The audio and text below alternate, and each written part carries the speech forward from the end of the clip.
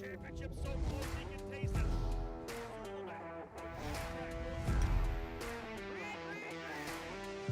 Oliver Askew has won the Freedom 100. Side by side. And your new champion, Oliver Askew.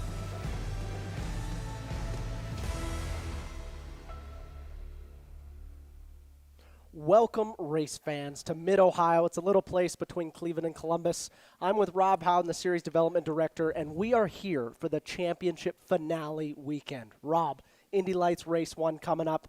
A lot of money on the line. Yeah, it's $1.25 million, right, for the champion to see who goes to the NTT IndyCar Series with that scholarship money. Really, the storyline has been the crazy second-half finish for Kyle Kirkwood. The guy's either finished first or second in every race since I can't remember how far back we have to go for that. Literally, Road America was his only blemish where he was leading and had an issue. Otherwise, he's been first or second, and that's why he has this 15-point lead coming into the finale. And again, out of the gate nicely with a pole position, drawing first blood. Really, Malukas needed to come out and get that pole because not only does he get the bonus point, Parker, but he also gets the pole for the race. Well, I have to look at it, Rob, when you talk about drawing first blood. You know, that practice, it's a different feel this championship finale weekend. Obviously, we're not here with IndyCar. True. So a lot of people are like, okay, pressure off. But then, obviously, championship weekend, right? Probably the largest weekend we have on the road to Indy in 2021. Now, you take it through first blood. Practice goes out and puts 6/10 on not just David Malukas. It was actually, I think David was fourth or fifth. Yeah, it was actually the Juncos Hollinger drivers, Rasmus Lint and Stingray Robb were third and second respectively. So yeah, not even the HMD drivers. So if I'm another driver and that light is at the end of the tunnel closing when I see 6/10 in practice, you know, 2/10 I can find as a driver, 6/10 I'm having a chat with my engineer going, okay, pal, we need to do something here because obviously it isn't working. And then obviously in qualifying, you go out and look. Pretty comfortable 2/10. Proud of Malukas, how he fought back in it. Well, and think about that. Think about what happened in the engineering room at HMD and Global on Friday night, right? It's like, listen, the track was super, super green. There's been nobody here. It's way different than when we were here last time. The Skip Barber cars were out there, the Indy Pro guys, that was it, right? So the track was super green. Let's not put anything into it. Once it rubbers up a little bit, we're going to be there. And be there they were. As you said, after coming in to get rubber, everybody actually came in to get rubber. I was wondering whether or not Kirkwood might try to hold on to a set of tires, but he covered Malukas, came back out. Of course, Malukas went to P1 for a time, but Kirkwood just turned it up again, went to pole. He loves this racetrack. He's won every time he's been here on the road to Indy. It really looks good for him right now. Well, I'm excited for the championship battle because 2/10 in qualifying, if I'm David, I'm going, you know what, I need a good start. I need to hang it around the outside in turn one, and you're telling me there's a chance. Yeah. So it's not like we've got to run away here. I'm proud Malukas is making it respectable, and I think Kirkwood's got to stay on his game. You know, when I looked at the practice times, I'm going, all Kirkwood has to do is finish on the podium.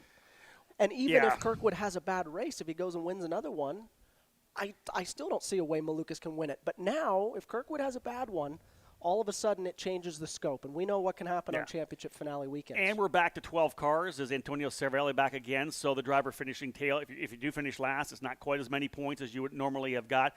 I think one of the key things right now, you're going to see this when we go green for this race here, is can Kyle Kirkwood do what he did at WeatherTech Raceway Laguna Seca? Can he lead in the opening lap and then pull himself out of push-to-pass distance on the opening circuit? The way he was on cold tires out of Monterey blew me away. I really think that Malukas has to get super aggressive going down to 4.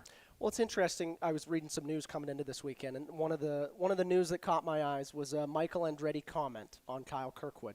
Obviously, we all know Kyle's good. He's a dominant driver. But the one thing that he said, I actually have mirrored in what I think, and it goes back to Portland, and it goes back to Kyle having a dreadful qualifying, one of the worst qualifyings I think he's had on his Road to Indy TV or his Road to Indy career.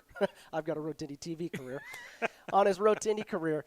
And the way he bounced back from it was what impressed me. I mean, really, that's what took the momentum out of the HMD guys. When they qualify first and second, and then they don't win the race. Well, that is the statement. It's funny, we talk all the time about Kyle Kirkwood and his domination in USF 2000.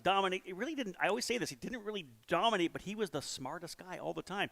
His year in USF 2000 when he won the championship, I believe he only had 4 pole positions, but what he did there at Portland is what he did so many times. He placed himself in the right position on the green, and when the guys in front of him were making mistakes driving over top of each other, Kyle Kirkwood's always the guy that can put himself to that. When everything opens up, all of a sudden he's the guy that's in the clear, and that's what happened at Portland.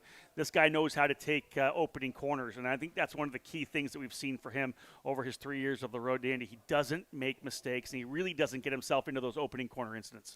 Well, it's going to be interesting. I'm sure on his mind it goes back to 2019 Laguna Seca Championship finale, where he didn't come through the first corner, and he thought he had the championship wrapped up, and it ended up being, 1 point, Rob? It was very close, yeah. 1 point is what separated it. So I think he's probably a bit more humble coming into this weekend going, no, you know what, I need to make sure I get through those first turns. And he doesn't really need to win both races. And it's very similar, this track, to where you talk about WeatherTech Raceway Laguna Seca. There was a contact in from behind. Kyle Kirkwood ends up in the gravel. You have literally 3 corners like that at the start. Turn 1, turn 2, and turn 4, where someone can get deep in the back. We could find guys getting together. And again, it's never over for sure. Kirkwood's in a good spot. He's shown good speed. But this is a racetrack where turn 1, 2, and 4 could end really the thoughts of what you have going for a race. It's going to be really interesting. Something else I want to note, obviously Malukas, those HMD guys, from what such a strong start to the season, watching them tail off and competing against Andretti, you look at Linus Lundqvist and you look at where David Malukas is. I'm pretty sure David put in a pretty good lap. If you look at Linus, out of the top 10 or right on that, 10th place. For David to be second, I think he's driving above and beyond. I'm excited for the championship battle, and I hope you guys are. Well, that's one of the things I find really, really interesting, because this particular weekend we knew that Mid-Ohio was going to be a strong point for Kyle Kirkwood. But he told us in the press conference after the races at Gateway at Worldwide Technology Raceway that he knew that HMD had kind of caught up over the weekend back in July. But I'll tell you this right now, coming out of the gate and seeing where Linus Lundqvist was back in 10th, Manuel Suleiman in 8th, Andretti Autosport 1st, 3rd, 4th, and 6th. They're all 4 drivers in the front 3 rows. Andretti very good here. And I don't know that there's any kind of, team orders, but they could be running some kind of block, whatever it may be. They're going to take care of their own out front, I would think. Well, you have to, right? 4 cars versus 1 at the front. It's been the story of Andretti Autosport going up against Global Racing Group and HMD Motorsports. And it's been an awesome story. I'm glad that we haven't had a runaway championship. So let's divulge a little bit more into it. We're going to throw you to a segment that breaks down how exciting this Indy Lights Championship has been in 2021.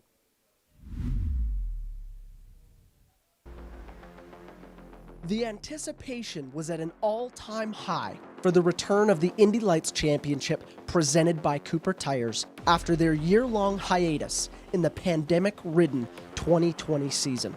Never before has Indy Lights had 2 Indy Pro 2000 scholarship cars competing against one another for the next scholarship to advance to IndyCar.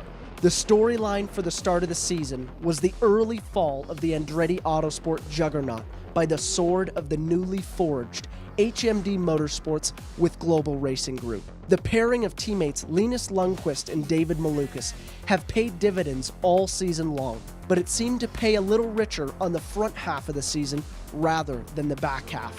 It was the Swedish Fish who stole the headlines early in the season, opening his championship with a win at Barber Motorsports Park, along with the racing capital of the world. Unfortunately, though, the Fish started to run out of water in the downstream of the championship, and it has been the consistency and the undeniable confidence of David Malukas that has etched his name into one of the most exciting championship battles down the stretch that the road to Indy has ever seen. On the other side of the ring in the championship fight has been arguably the greatest driver by the numbers that the road to Indy has ever helped develop. With 9 wins on the season, Kyle Kirkwood enters the Mid-Ohio Sports Car Course with a 15-point advantage and one hand on the title trophy and the $1.3 million check to kickstart his career into IndyCar. Will it be the first time a driver has ever won all 3 scholarships on the road to Indy? Or will it be David beating the Goliath that is Andretti Autosport and Kyle Kirkwood? Welcome to the 2021 championship finale on the road to Indy, where the stars of IndyCar tomorrow are fighting for their careers today.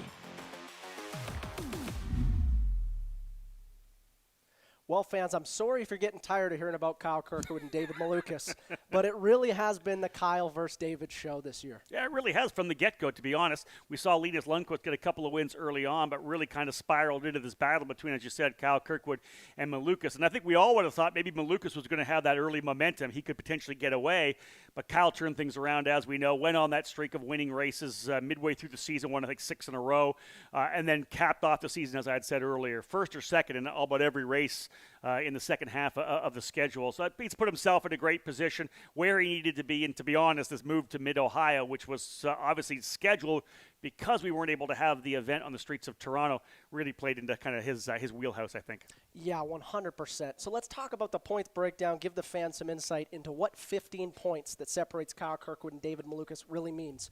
15 points.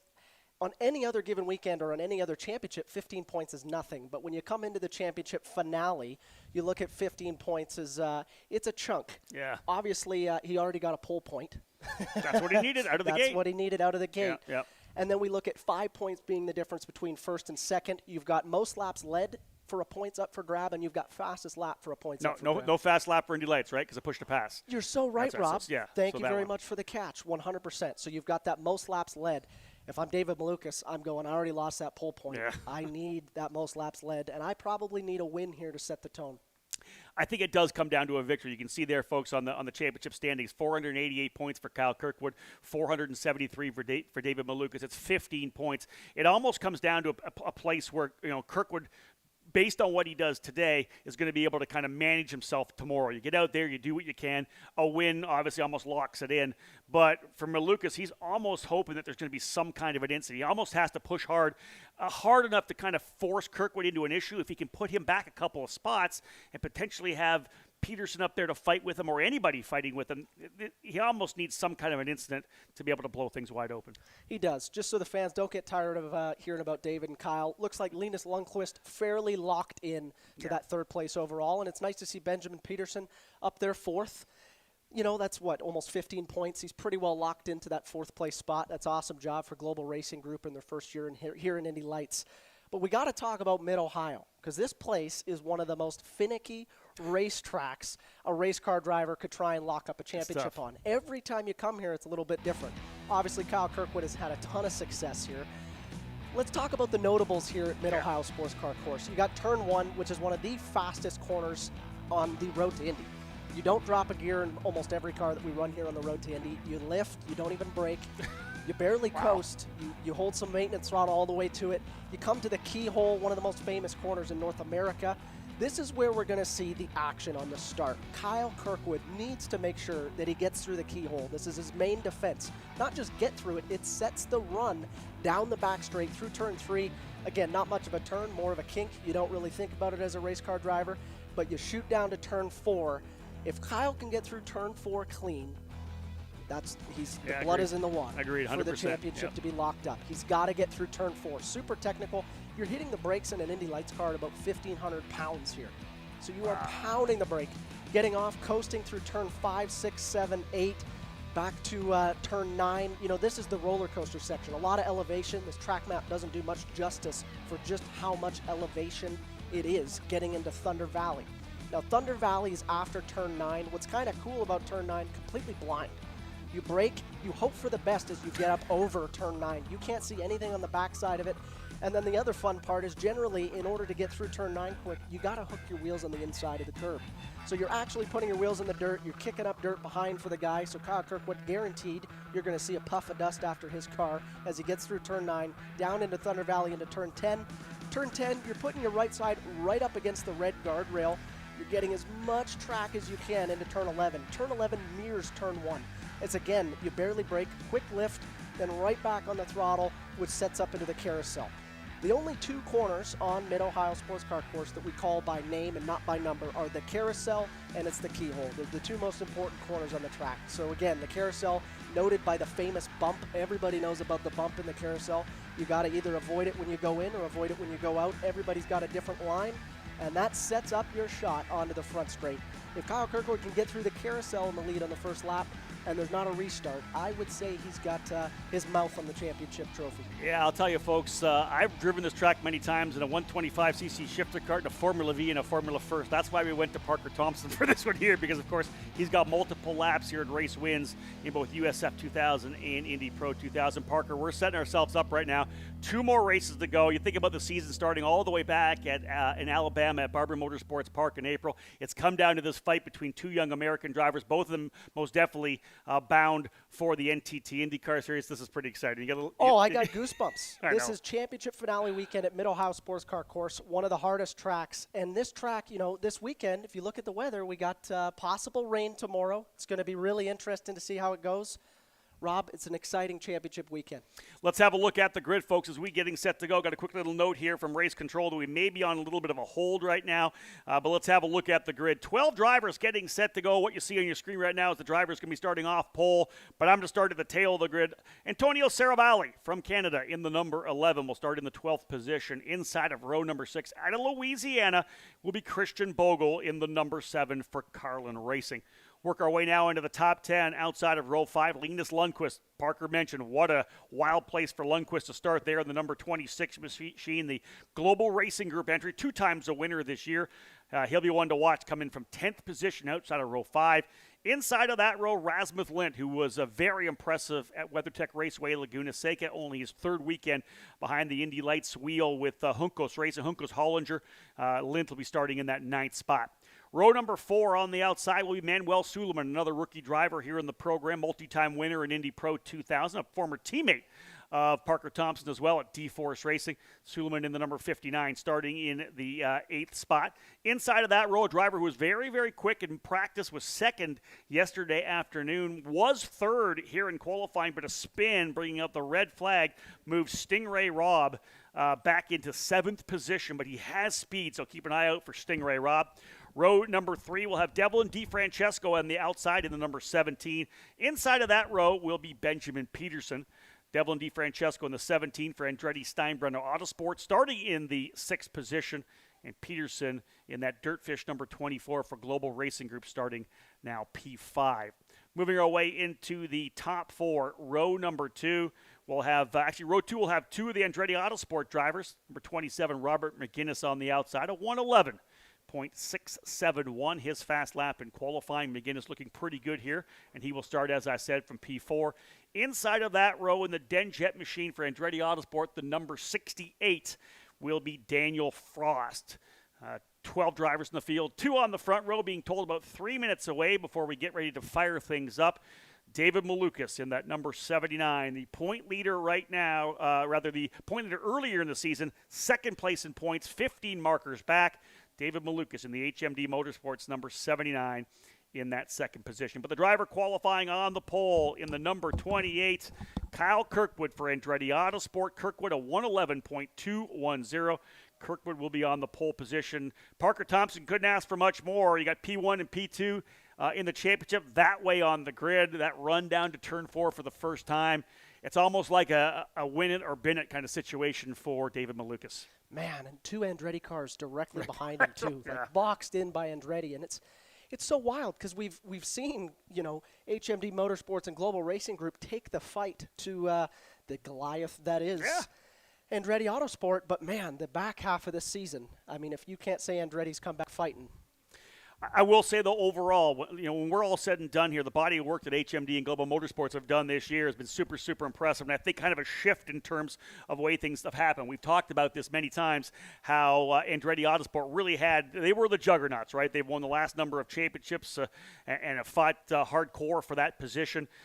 This time, though, HMD and Global Racing Group really have stepped up. And I think if they're able to put together a good driver lineup next year, you're going to see these guys really step to the forefront.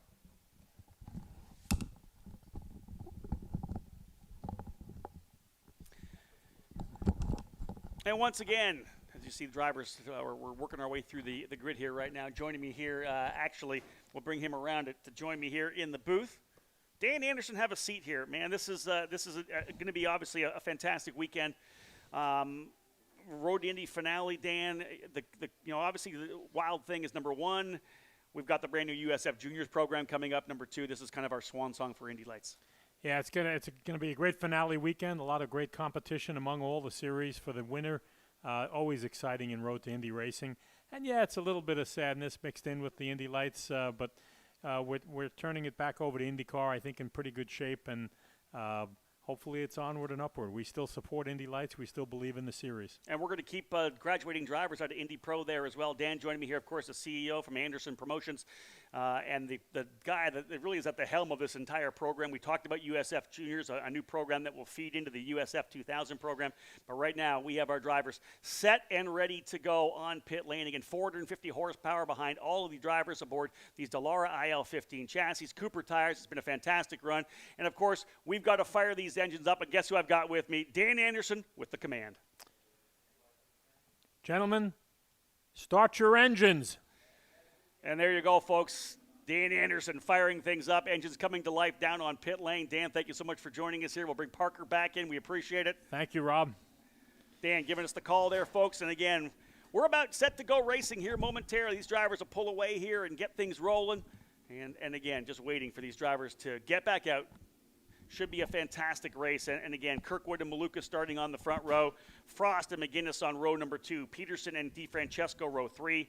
Rob and Suleiman row 4. Lind and Lundquist row 5. Bogle and Saravalli on row number 6. Fitting to have Dan Anderson here. Of course, Anderson Promotions taking over the stewardship of the Indy Lights program back in 2015.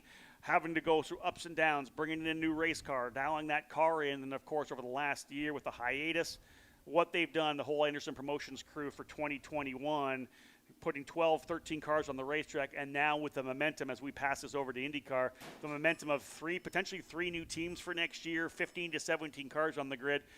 I think everybody happy with the momentum that we've been able to pass over to IndyCar. Oh, listen, Rob, I've said it before and I'll say it again. There's no other series in the world that is handing out scholarships to get drivers into professional motorsport. And it isn't just the scholarships. You take a look at a guy like myself.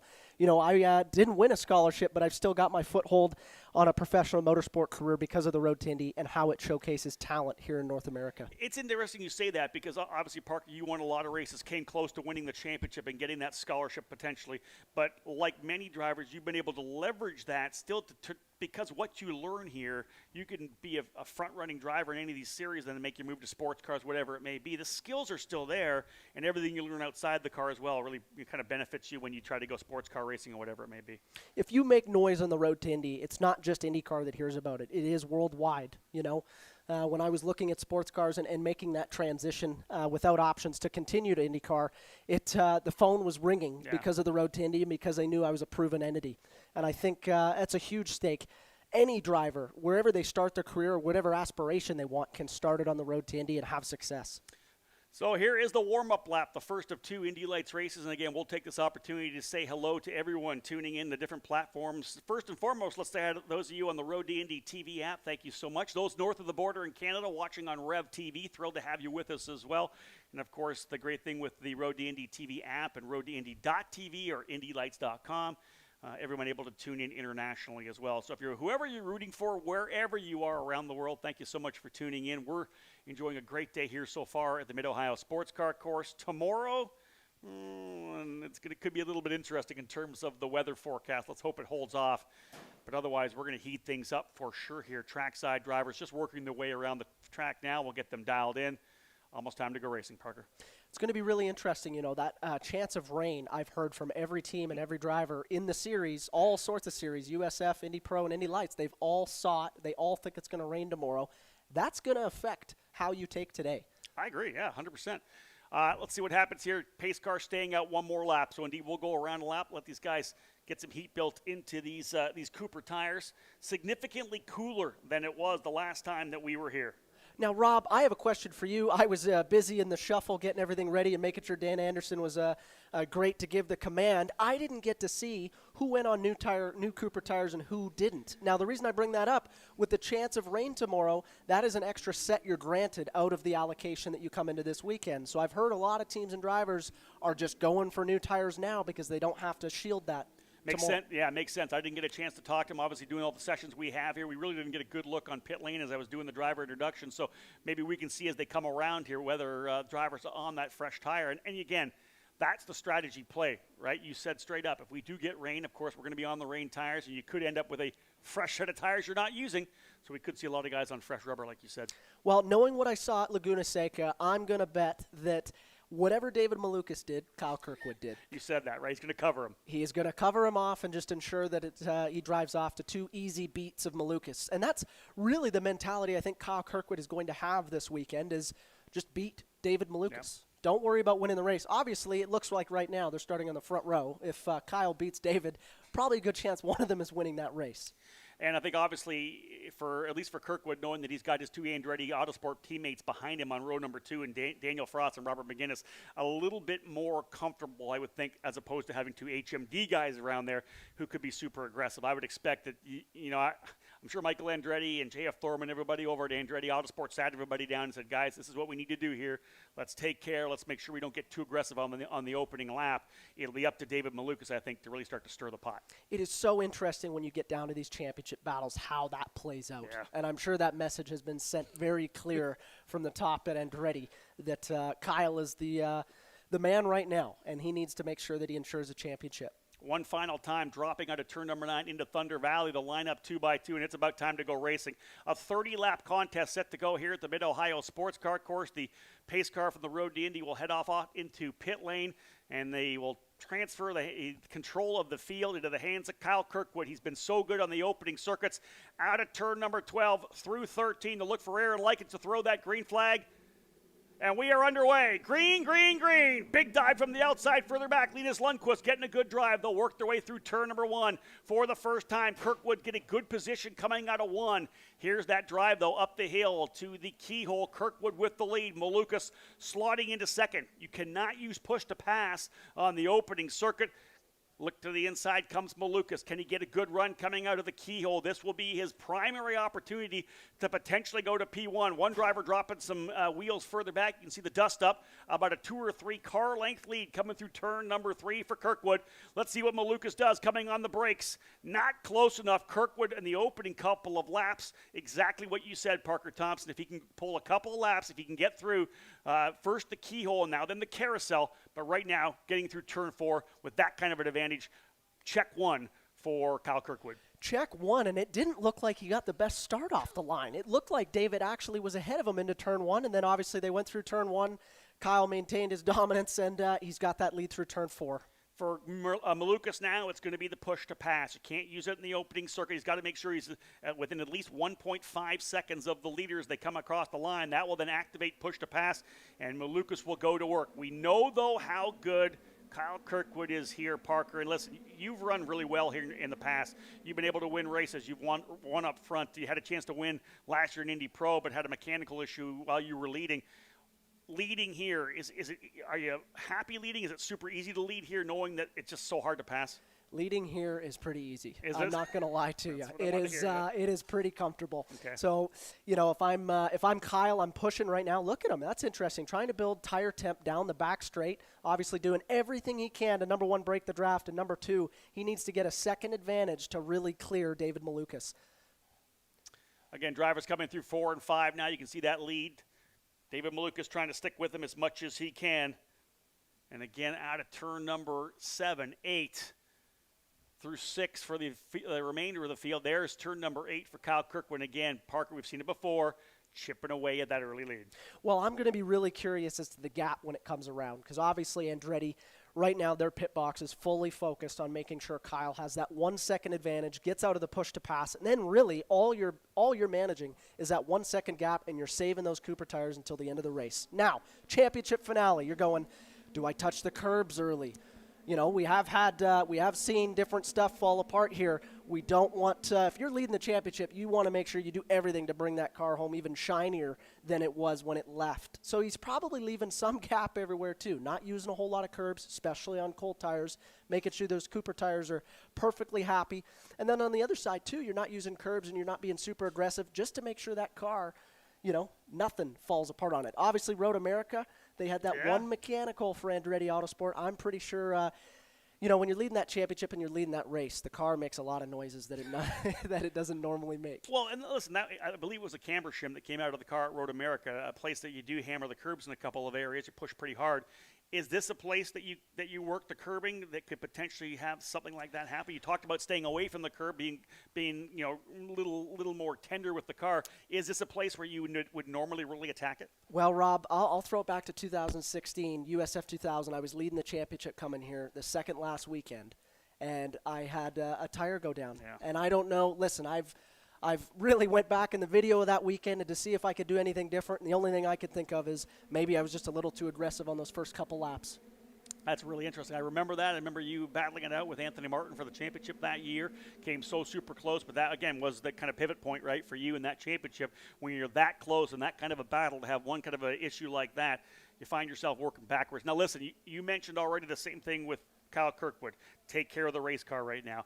David Malukas obviously running P2. His chances are still alive if anything were to happen tomorrow.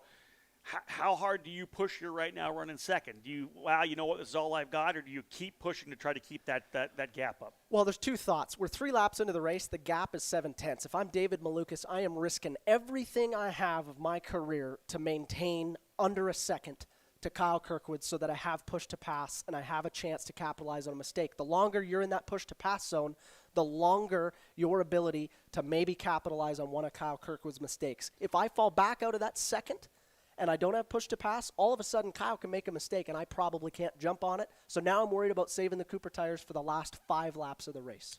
True enough. And again, look at this gap between first and second now as they work their way out of turn number 12 and 13, the carousel back onto the front straightaway. There is Kyle Kirkwood, the Andretti Autosport machine.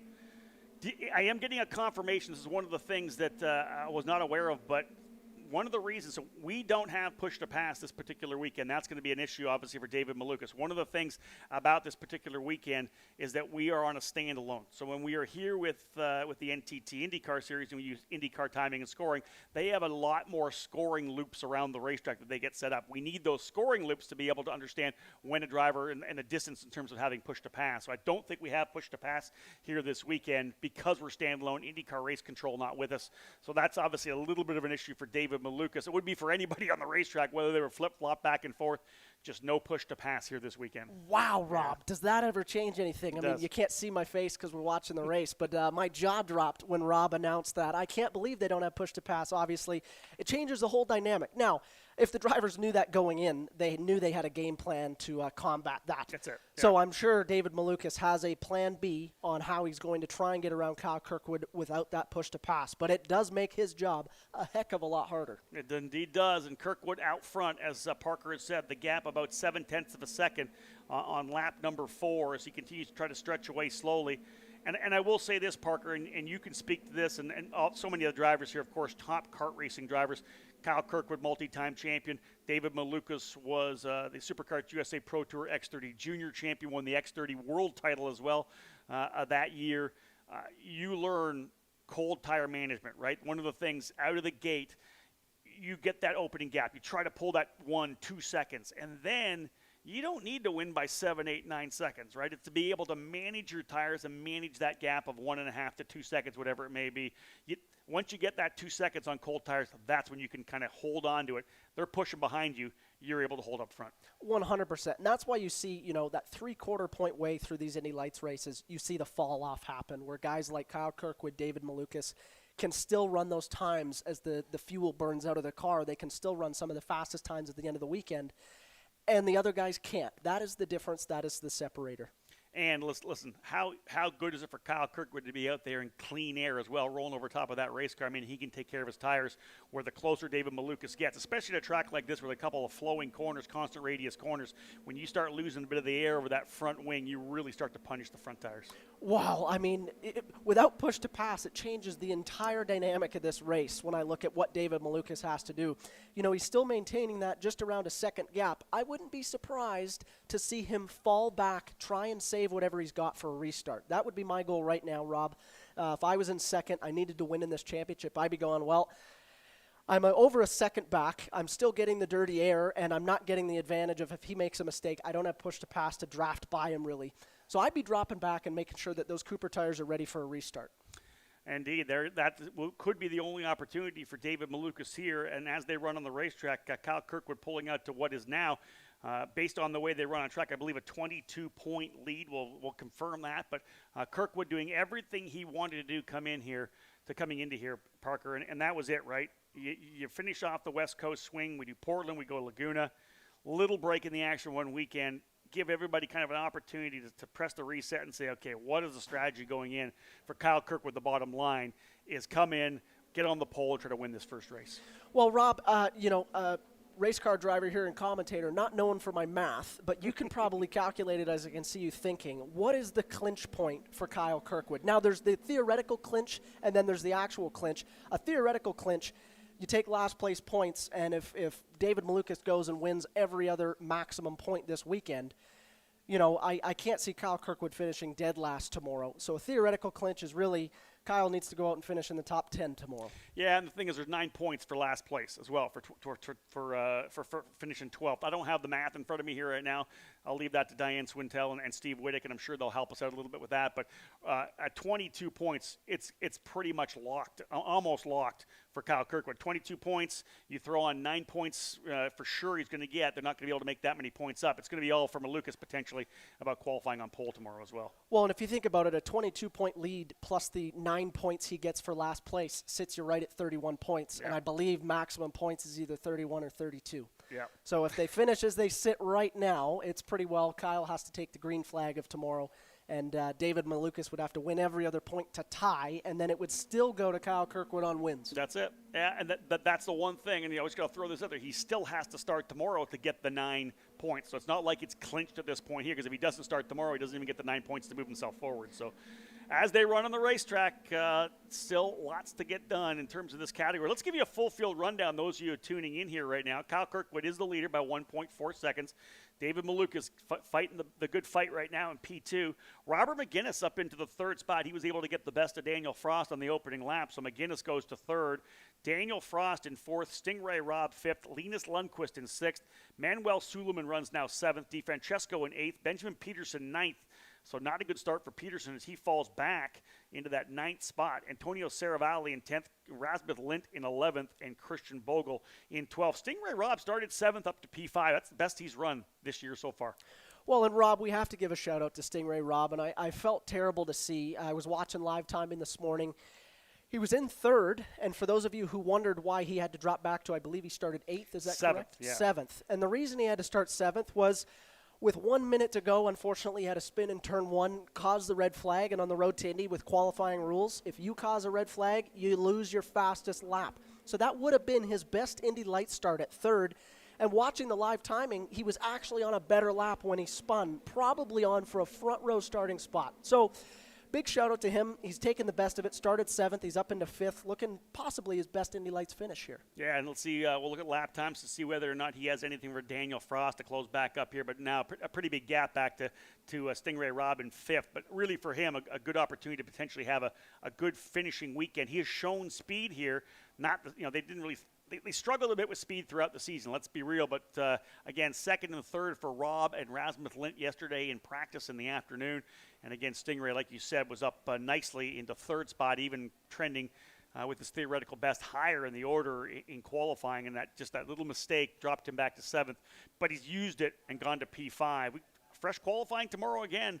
If Hunkos Hollinger can go a little bit quicker, they could potentially even challenge for the pole. Well, we'll break down Stingray versus Rasmus and Stingray versus Toby. Toby, obviously, Sowry, who was in the car earlier this year as the teammate car at Hunkos Hollinger Racing, had experience in Indy Lights. You expected Toby to go out and beat Stingray. But Stingray and Rasmus, former teammates in 2019 for Indy Pro 2000, I am proud of Stingray on how he's fought back. Obviously, Rasmus has only had 3 races in the car, but it's good to see Stingray out-qualifying Rasmus. I think that puts a good stock going into the offseason. Hey, listen, anytime you're a young driver in the sport, you know that last race of the season, if you can come out strong and look good, it's not only good for what you look like in terms of the paddock and those, maybe an IndyCar, but also for yourself. You want to finish on a high note.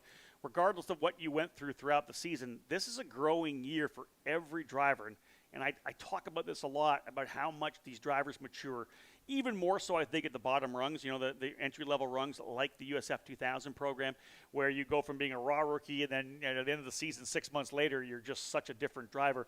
The same goes for jumping into Indy Lights, because this is the big leagues. This is the top program, a lot of pressure, a lot of stress, coming with a lot of big budget racing. To be able to have a good finish like that, Parker, I think you can speak to that. When you finish strong, it really sends you into the offseason with a positive note.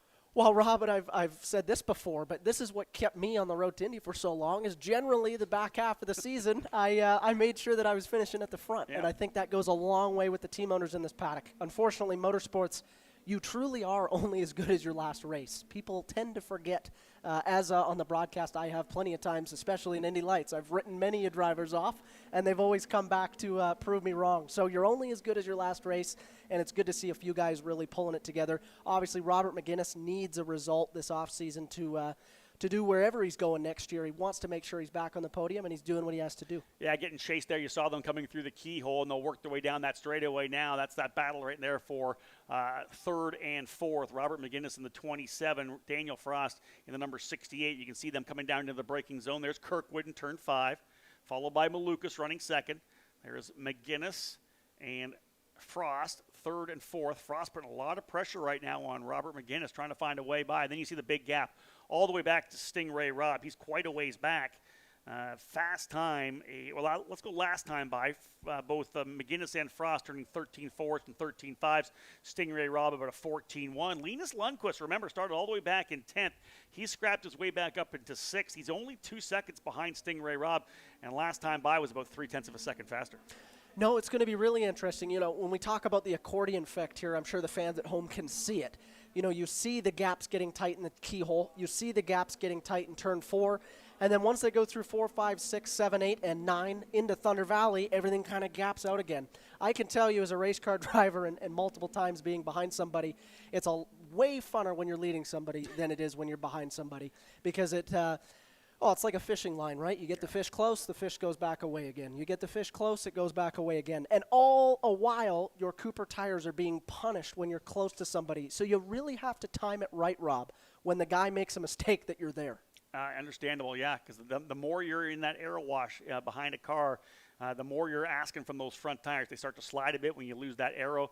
And again, as Parker said, you're going to back off a little bit to cool off those tires. When you come back on the attack, you're hoping to be there to capitalize on any mistake. And that's the scrap we have right now. You can see, Parker, as they come out of turn number 9, that Daniel Frost really going to work here on Robert McGinnis. Well, and watch what Frost is doing. He's shadowing Robert McGinnis. He's got about a half a car everywhere, either tighter or wider. And that is just trying to get that front wing in clean air. You see as he gaps up there, you'll watch he's always a little bit narrower or a little bit wider. Yep. It's pretty cool to see the silhouettes of them go through the corners.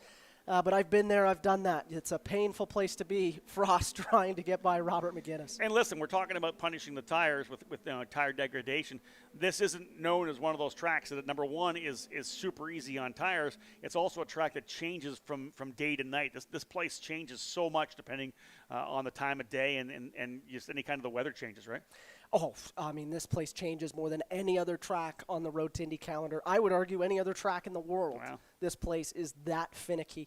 I'm sure Frost is pressing that push-to-pass button just about every lap, hoping he could get that extra 50 horsepower in this Indy Lights car, because it would make his job a heck of a lot easier. Why isn't this working right now? As we'd said before, no push-to-pass this weekend because of the lack of the IndyCar timing lines that we normally use. So, yeah, I have no doubt he's still using it, wondering what's going on because, man, you would love to have that extra 50 horsepower, and again, that could potentially come into play here. But, hey, this is what we had to do this year. Again, the event in Toronto from July canceled due to the border closing between the U.S. and Canada, not able to get up to the event. But, Parker, I know that you're obviously a Canadian. It's always been a big race for you. Cool to see it on the schedule for IndyCar again next year. It'll be on the schedule, I believe, for us as well for USF 2000 and Indy Pro. Oh, it is incredibly cool. I mean, there's a lot of young kids up in Canada that want to get on the road to Indy and want to showcase their skill. So that race gives them that one opportunity to sell budget just like I have in the past. But even further from that, I think all the Americans love coming up to that international flair. It is a little different. We do speak a little funny. We sometimes say sorry. Sometimes we're nice. Sometimes we're not. Depends if you're racing or not. True that. But it is a fantastic city, the city of Toronto. And again, sad that it didn't happen this year, but that's why we're here on the opening weekend of October for this VP Fuels Road to Indy finale. My name's Rob Howden, joined here in the booth by Parker Thompson, multi-time race winner in USF 2000 and Indy Pro. Having a pretty good season in that Porsche too, aren't you? Yeah, no, it's been good. We've had some good wins. We got to kiss the bricks at Indianapolis. I saw that. Which Congratulations. on the road to Indy, they get to do that too. So pretty cool. I've won in every single car I've driven at the Speedway. Really? Yes, USF, Indy Pro, and I'm 3 for 3 on the Porsche Carrera Cup. Good for you, man. Well, maybe I'd like to see you in an Indy Lights car. What do you think? Well, Rob, geez, I'd love to see myself in an Indy Lights car too. And it's funny, the rumors that go around. I've heard rumors about myself being in conversations, so that's cool. We got to keep that going. Somebody call me. Yeah. Yeah. 403-318-XXX. So if you need my number, give me a shout. Good scrap further back, folks, behind Linus Lundqvist, who runs in the 6th position. We're following that a little bit here as you'll see them come back through turn number 1 over to 2. You can see them all lining up. Obviously, Linus Lundqvist in the 26th, and that's Manuel Suleiman in the HMD Motorsports car. That bright yellow machine of Devlin DiFrancesco, always easy to pick up on the racetrack. And Benjamin Peterson in the number 24. That's 6th, 7th, 8th, and 9th, separated by probably around 2 seconds at the most. Really interesting. Obviously, some big names and big rumors going around Devlin DiFrancesco there, who's in that battle. Looks like IndyCar is on the cards for him. He's probably going to go, I do not want to finish the championship finale weekend in 8th. He's had podiums this year. He's been fast. I'm sure he's pretty eager to get around that rookie in Suleiman. Yeah, and I think the same thing would be said for Benjamin Peterson. I talked a lot about how he's been on such a great run through the second half of the season, and in fact is on a run right now of 6 straight top 5 finishes. Doesn't look like it's in the cards for the penultimate race of the season here as he currently runs in that 9th spot. But and again, this is the thing. You could have great speed because Peterson did qualify better than where he runs now, but this is one of those racetracks, a track position track, Parker. It's so tough. If you get yourself locked to the tail where Benjamin is right now, there's the amount of dirty air he's got around that race car, punching those front tires. If you fall back and get yourself into that position, it doesn't really even matter how much speed you have. It makes overtaking so difficult. You're 9th. It's the last race of the weekend, the last race of the championship. Bring the car home, get prepped for next year. I hope he comes back to lights next year. I've heard his name around the IndyCar paddock. I really hope he comes back to Indy Lights next year because I think he could challenge for that championship. Yeah, again, all the rumors that are going around, the seats for IndyCar, the 3 names I think we've all heard is Malukas, Kirkwood, and DiFrancesco potentially getting into rides. But you look at some of the guys that could be back in Indy Lights next year, and you talk about a Daniel Frost and a Linus Lundqvist and a Manuel Suleiman potentially for his first full season. Benjamin Peterson, like I said, has had this great second half run, 6 straight top 5 finishes, and within those top 5 finishes, 3 of them being podiums as well. This kid's got all the earmarks of a potential Indy Lights champion. He does, and in the stable with Linus Lundqvist, I go back to Road America when there was no team owners, and Benjamin Peterson caught Linus Lundqvist, who was in the championship battle for that last spot on the podium, and did not hesitate once to go by Linus and take that podium, which actually ended up being a second-place finish. Yeah, so right. You can tell he's got the speed. He's beaten multiple race winners here in Indy Lights. Now he just needs to string a championship together. And the cool thing is after we're done here today, we'll press the full reset button, requalify tomorrow morning for the last event of the 2021 Indy Lights presented by Cooper Tires season. We're looking to crown a champion, and right now it is a 3-second lead for Kyle Kirkwood. Again, I'm sure they had all the boxes you had to tick coming into a race weekend as we're now just into the second half of the race, 17 laps down, 13 still to go of a scheduled 30 laps. Kirkwood coming in saying, hey, I'm going to get that bonus point. I'm going to qualify on the pole. I'm going to steal it away from Malukas so we can't have it. I'm going to do whatever I can to win the opening race, and probably would have rolled the dice a little bit, maybe even on tires, knowing that everybody covered, but coming in saying, hey, you know what? If I get these 2 things done, my destiny is going to be in my own hands essentially the next day, right? Well, again, on Sunday. It goes back to, I'm sure on the top of his mind is Laguna Seca in 2019 when he almost lost a championship from that, from thinking he had it theoretically locked and then not getting through the first corner and only winning the championship by 1 point. And you think about what happened that weekend. If you go back, Kyle Kirkwood wasn't even lined up to win the penultimate race. That first race of the doubleheader was actually Stingray Robb who was leading the way. One of the backmarker cars in turn number 5, I believe, got off the racetrack, threw a bunch of gravel on track. Kirkwood was running second, and it would have been a strong second point-wise because you have no idea what was happening on Sunday. Kirkwood running second as Stingray Robb comes through that corner, gravel all over the racetrack, drives off on the exit of turn number 5 on the gravel, brings it back on. Kirkwood essentially inherits the lead. Had that not happened, Kirkwood going out, getting taken out in the opening corners of that first lap in the finale, he would not have won the championship. We'd be talking about Rasmus Lindh. It is unbelievable to think. Yeah. And listen, Rob, I put myself in this personally again. Yeah. I've had a few of those on my road to Indy Championship Yeah. career where woulda, coulda, shoulda, right? Mm-hmm. Indeed, for sure. And again, it's all about pushing every lap. I always laugh that I don't think about maybe making a pass early in the season to get that 2 or 3 or 4 or 5 more points. But man, end of the season when they're back a couple are like, yeah, I probably could have got that guy back at Road America, or that Barber, I might have been able to make that move to get a couple more points. Those points always seem to be a little more interesting when we're talking about a late season run challenging for the championship. Rob, I got to bring something to make this this race a little more interesting. So I'll tell you about Spice it up. a little birdie I heard told me that it's the rumors of Indy Lights. Obviously, Indy Lights, this car's been around for what? You would know it off the top of your head. Since 2015, yeah, 6 years. So 6 years. Engineers have bounced around. Crew members have bounced around. Well, HMD Motorsports and Global Racing Group have been able to acquire during this season a few different team members from a few different race teams. And it was very interesting. I've heard a few rumors that it seems like they found pace on the last Mid-Ohio weekend quite quickly. And there was happened to be a few crew members that moved over to the team during that time frame. So kind of interesting to hear. It doesn't look like it's working for them very well this weekend, but during the championship, those are the types of big moves that really can seize a championship. Well, and I mentioned that early in the season. It's interesting when a team like HMD and Global Racing Group come in with 4 cars. One of the things all these teams are doing is trying to find more engineers, and that's one of the reasons why some of the teams will have a team in a lower series, whether it be Indy Pro 2000. It's one of the reasons why some of the IndyCar programs look to potentially at Indy Lights. We've seen many Indy Lights crew members from Andretti Autosport be on cars in the in the NTT IndyCar series because they've been training with Andretti. Well, I kind of likened HMD almost being like an expansion team where they put a team together and had to pick certain drivers. They went out and formed their team, hand-picked the guys that they wanted, whether it's A.J. Smith, who's their team manager. You talk about the engineers there like Yancey Diatalevi. They were able to put a lot of people and get the people that they wanted together under the HMD Global Racing Group team, and that's what allowed them to come out of the gate so strongly.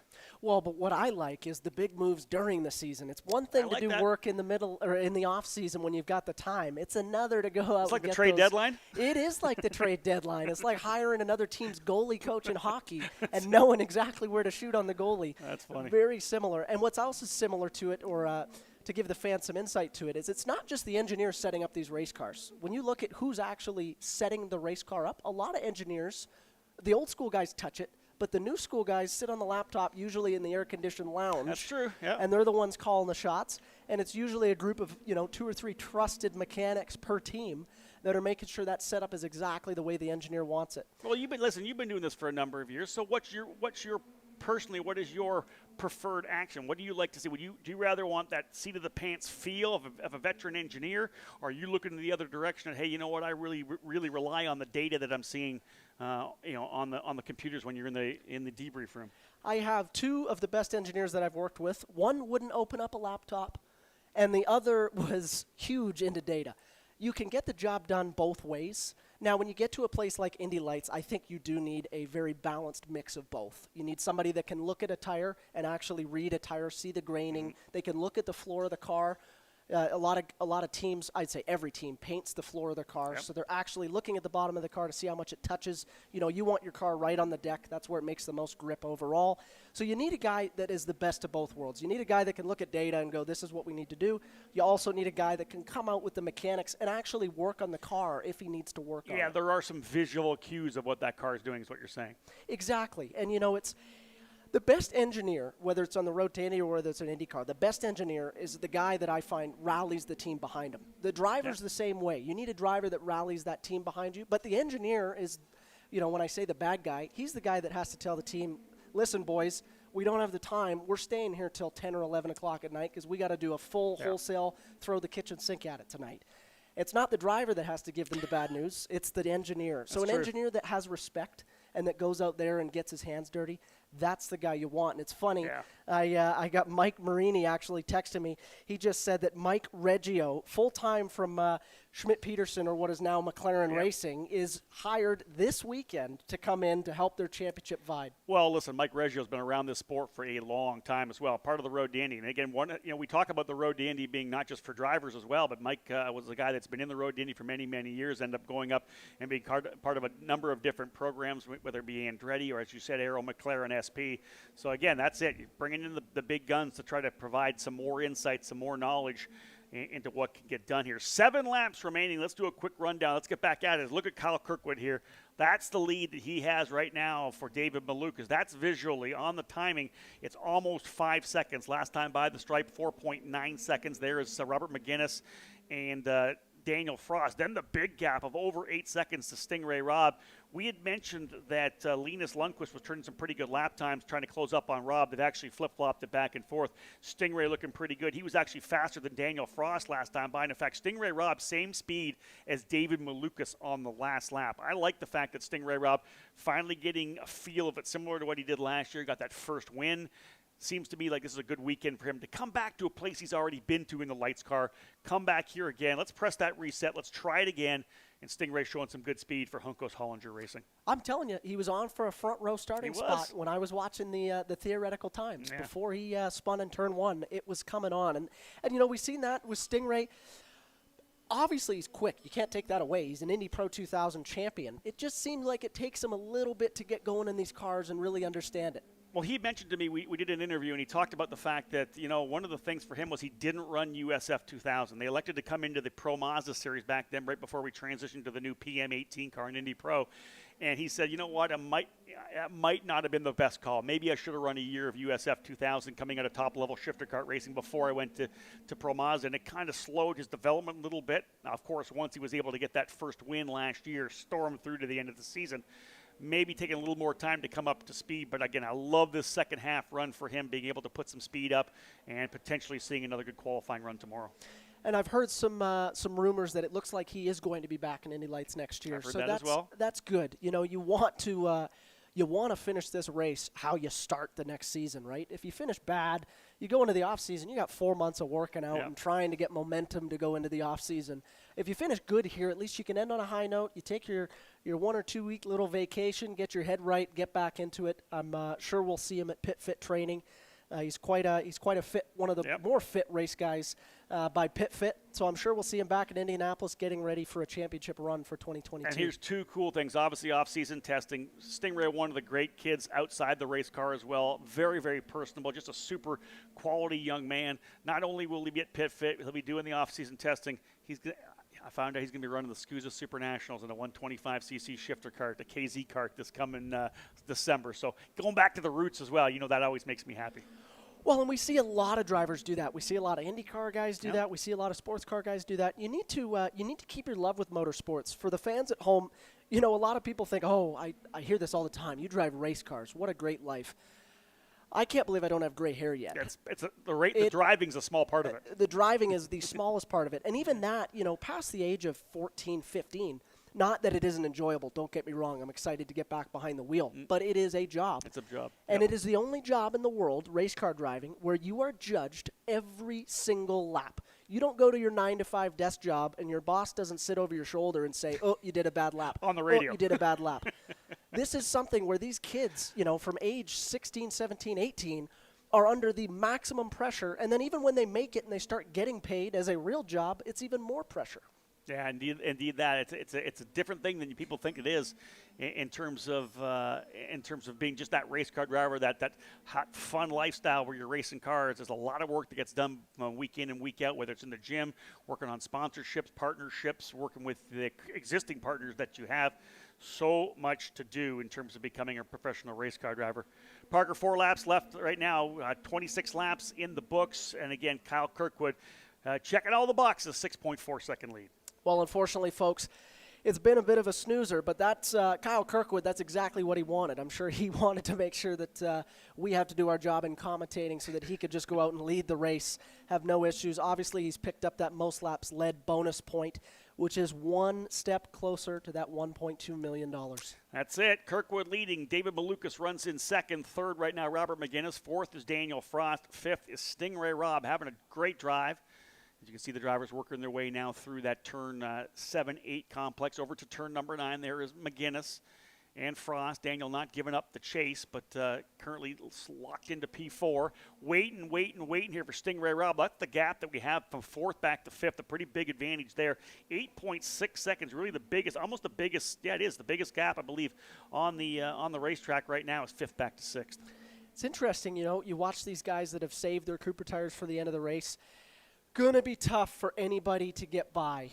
It's going to be really interesting, though. This is when the 5 laps to go mark is when things could get exciting. Obviously, don't have push to pass this weekend, so that's going to be a bit of a mute point. But at the same time, if you're within a second, you can still get the job done naturally.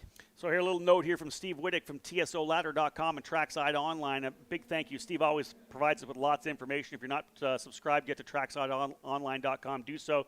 Check out all their coverage on TSOladder.com. 22-point lead it'll be for Kyle Kirkwood, 520 to 498. If he wins the pole tomorrow, he's clinched it. So there you go. Well, Rob, my math, you know what? Not bad for a race car driver. I'll thank my grade 2 teacher for teaching me basic elementary math because it looks like, 1 point being the difference for a clinch. It's tough.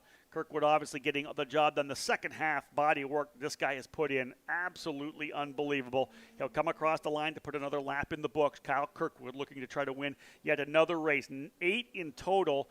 And the crazy thing is, if he gets 10 race wins, you think about what he's done so far, how many? I think it'll be 32 race wins if he sweeps the weekend.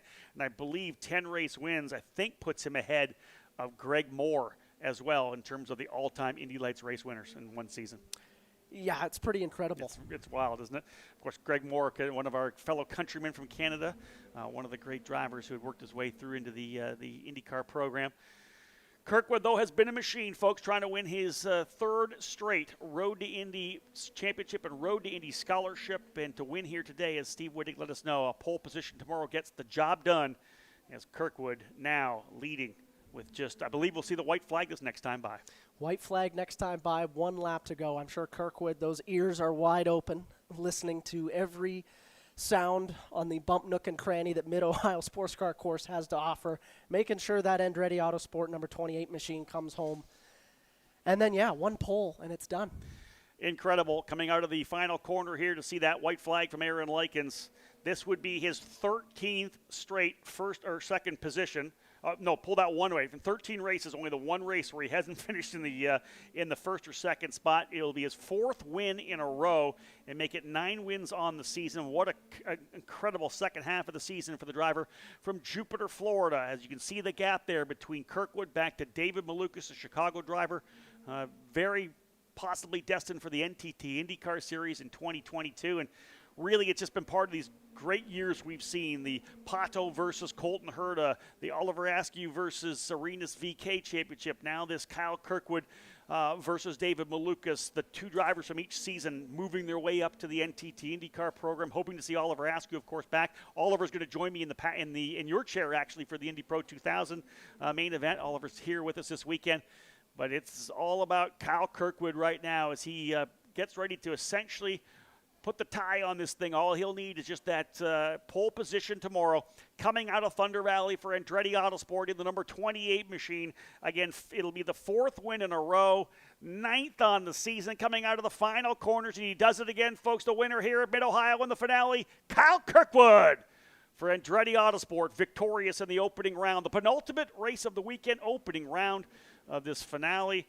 And again, Kyle Kirkwood with the win. 7.054 seconds is the win. David Malukas ends up in second. Robert McGinnis third. Daniel Frost fourth. And Stingray Robb rounding out the top 5. Well, Rob, that puts a big statement together for Kyle Kirkwood. We'll be watching qualifying tomorrow, I think, with a little bit more eyes on it. No doubt about it. I'm going to head down to Victory Lane right now. Parker will wrap some things up, give you a full field rundown, and send it down to me once the drivers get to Victory Lane. It's going to be very interesting, folks. We're trying some new stuff this weekend. We've got an actual live camera down for the podium, so that's where Rob is actually running off to. Quite an incredible season. So to give you a full rundown, you've got Kyle Kirkwood in first place. You've got David Malukas second place. Robert McGinnis, really good run for him in that Andretti Autosport machine to get back on the podium. He has needed that, especially going into the offseason. He's one of the guys that relies on sponsorship. He's going to need that sponsorship, so it's great for him to get a podium, go back into the boardrooms and make sure that he can get some more money. You've got Daniel Frost in fourth place, again another Andretti Autosport driver. Stingray Robb with one of his best finishes in the series, rounding out your top 5. You've got Linus Lundqvist sixth. Manuel Suleiman in seventh place, a rookie, came in here for 3 races, so that's a great little finish there to beat some of the veterans in the series. You've got Devlin DeFrancesco, the Canadian, looking to move to IndyCar in 8th. Benjamin Peterson in 9th. Rasmus Lind, again, another one of those fill-ins for the last 3 races, is rounding out your top 10. You've got a Canadian, Antonio Saravalli in 11th, and Christian Bogle in 12th, rounding out the Indy Lights field. It has been pretty incredible this season to see this championship fold out. You know, what once was one of the tightest championship battles actually ended up being almost a clinch before the end of the season. That's just how quick the tides can turn here on the road to Indy.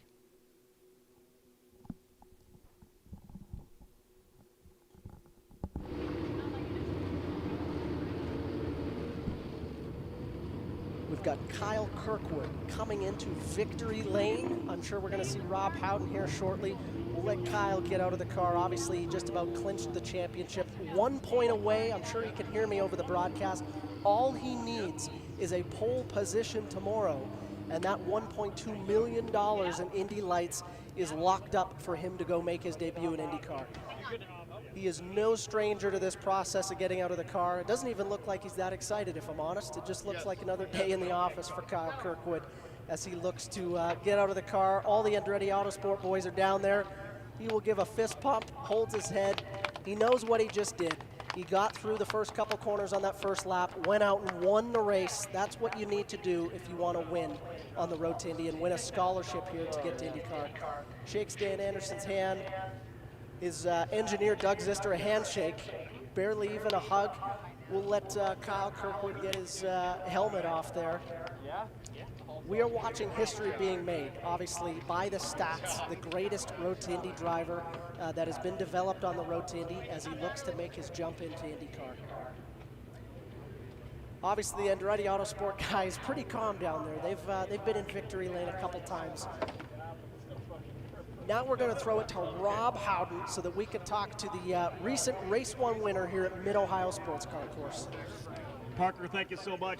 We are standing down here with Kyle Kirkwood right now. Kyle, man, coming in, we talked about checking the boxes to win this championship. The pole position in race number 1, you got them both done. There's got to be a little bit of more relaxation in you, but let's talk about the race first. Congratulations. Yeah, thank you so much. I just want to say a huge thank you to all the fans that made it out this weekend.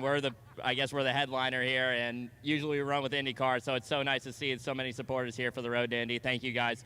But no, what a fantastic race for us and the Andretti crew. I mean, we couldn't ask for anything better than that. Yeah, it looks boring, but it's because of all this hard work and dedication that we put to make sure that we had this big bounce back. Man, we were on the back foot a lot of the season, and the second half we've really came back a lot. So a huge thank you to those guys.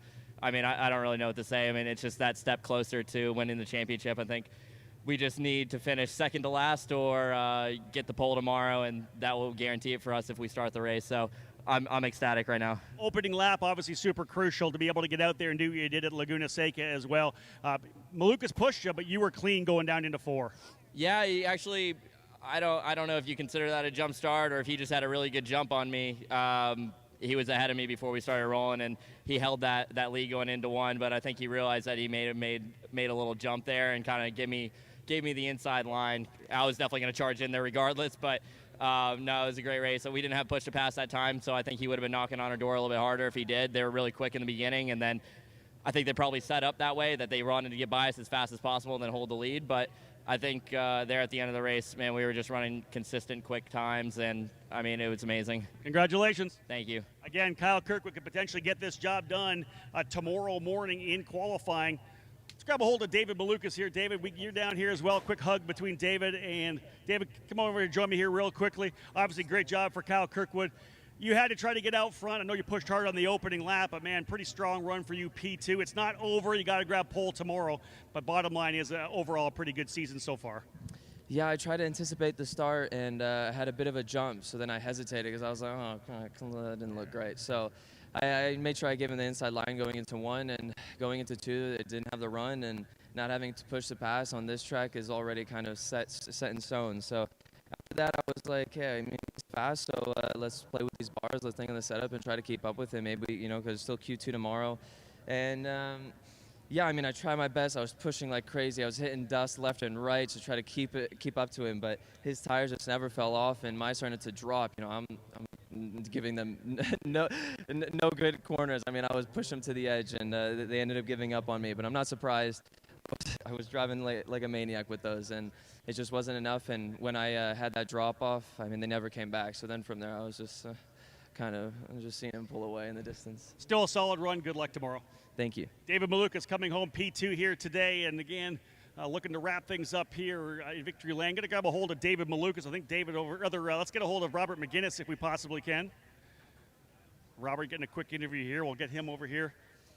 Robert McGinnis always talk about the fact that it's crucial to, kind of cap the season well, right? You want to have some good races set up whatever you're going to do in 2022. Man, you had a good battle there with your teammate Daniel Frost. He was pushing hard. Oh, yeah, he was pushing me really hard.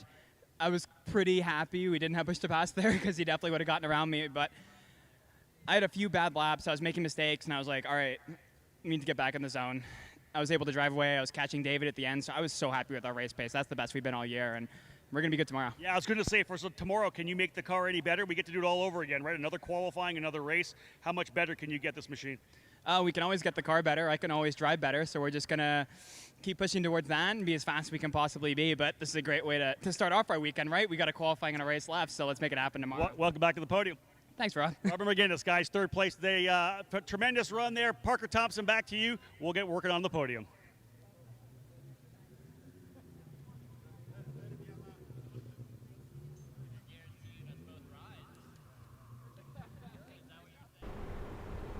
Here is a bit of wisdom from your Uncle Cooper. Tires exist on a spectrum. On one end, you got too much tire. On the other, you don't get enough. Both ends are rip-offs. You're either paying for more than you need or needing more even after you pay. So if you want a tire that costs what tires should cost and does what tires should do, go right for the sweet spot. Go with the Coopers. Cooper! At TopCon, we know a thing or two about a smooth surface. Roads and highways, piece of cake. Airports, let's just say it'll be the smoothest landing you've ever had. But what about when you want to go fast? Real fast. No, faster. We've helped cars go faster than they've ever gone before. Broken a few lap records along the way. Want the best paving performance? Go to the source. TopCon, always one step ahead. Welcome down here to Victory Lane as we get set to roll things here with the three drivers making to the podium here today. Let's get started. Driver coming home in third spot today for Andretti Autosport, Robert McGinnis. P3 for Robert McGinnis. Got a chance to interview him after the race. A good run, and he can make that car even better. So it should be exciting to see what happens tomorrow. We'll move to the driver coming home in second spot, P2 in the championship right now. It's been a great season for 7 victories. Second place today, David Malukas for HMD Motorsports. Put the pressure on early, just not quite enough. Driver is going to stand in between these two very incredibly talented race car drivers. Has been setting records for the last couple of years, trying to win his third straight Road to Indy Championship. It is now 9 wins on the season. Ladies and gentlemen, put your hands together for the winner today, Kyle Kirkwood. Kirkwood gunning for a record 10 wins tomorrow, which would reset that record set currently, I believe, by Greg Moore. And again, Kirkwood will try to win that championship tomorrow in qualifying in the race tomorrow afternoon. Again, looking for the drivers that will make the step up to the NTT IndyCar Series next year. And it has been quite a storyline for Kirkwood, the driver to Jupiter, Florida, winning the USF 2000 championship back in 2018, Indy Pro 2000 in 2019, and now looking to complete the trifecta here in 2021 to score the Indy Lights Championship. Never had a driver do that in the history of this program. But what you see on the podium right now, 3 unbelievably talented race car drivers, future professionals for certain. Robert McGinnis back on the podium, P3 for the Andretti Autosport team. David Malukas, of course, for HMD Motorsports, and Kyle Kirkwood for Andretti Autosport. Indy Pro 2000 drivers getting ready to bolt into their cars and get things underway as we have 2 more races still to come to you here on the Road to Indy presented by Cooper Tires. Indy Pro 2000 set to go here momentarily. We'll roll them out onto the grid, but lots of more racing still to come throughout this VP Fuels Road to Indy finale at the Mid-Ohio Sports Car Course. Thank you so much, folks, for tuning in here on Road to Indy TV. We've got lots more to come. Again, right around the corner, Indy Pro 2000.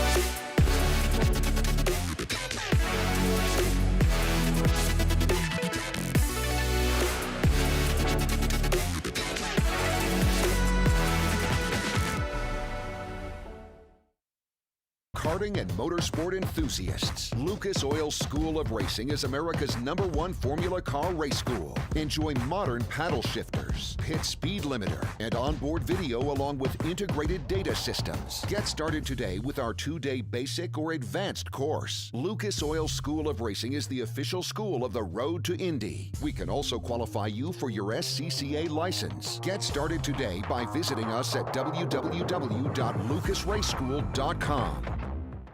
As your uncle, I want you to know that on the road to life, there will be rough spots, and they will chew up your tires. I recently took a road trip to Greensville to attend a chili cook-off. Rough roads all the way down. I drove there on these Cooper Discoverer and Duramax tires. You know, they're made with the durability of off-road tires, but for on-road driving. Without them, we might never know the winning bean-to-meat ratio of a good chili. And those are the things in life, my friend, worth driving towards. So go with the Coopers. Cooper! I'm hungry now. During the off-season, headed into the 2021 Indy Pro 2000 Championship presented by Cooper Tires, the rumors ran wild with new and exciting driver and team combinations. The first half of the season was headlined with the comeback of the young man from Ohio in Braden Eves. It was a Cinderella story when he would go on to dominate Barber Motorsports Park in his first race back with Exclusive Autosport after his massive crash at Indianapolis Motor Speedway in 2020. Unfortunately, that form could not be maintained, even though the Exclusive Autosport team had one of the strongest driver pairings in Eves and Petrov, both taking turns having dominant wins on their day.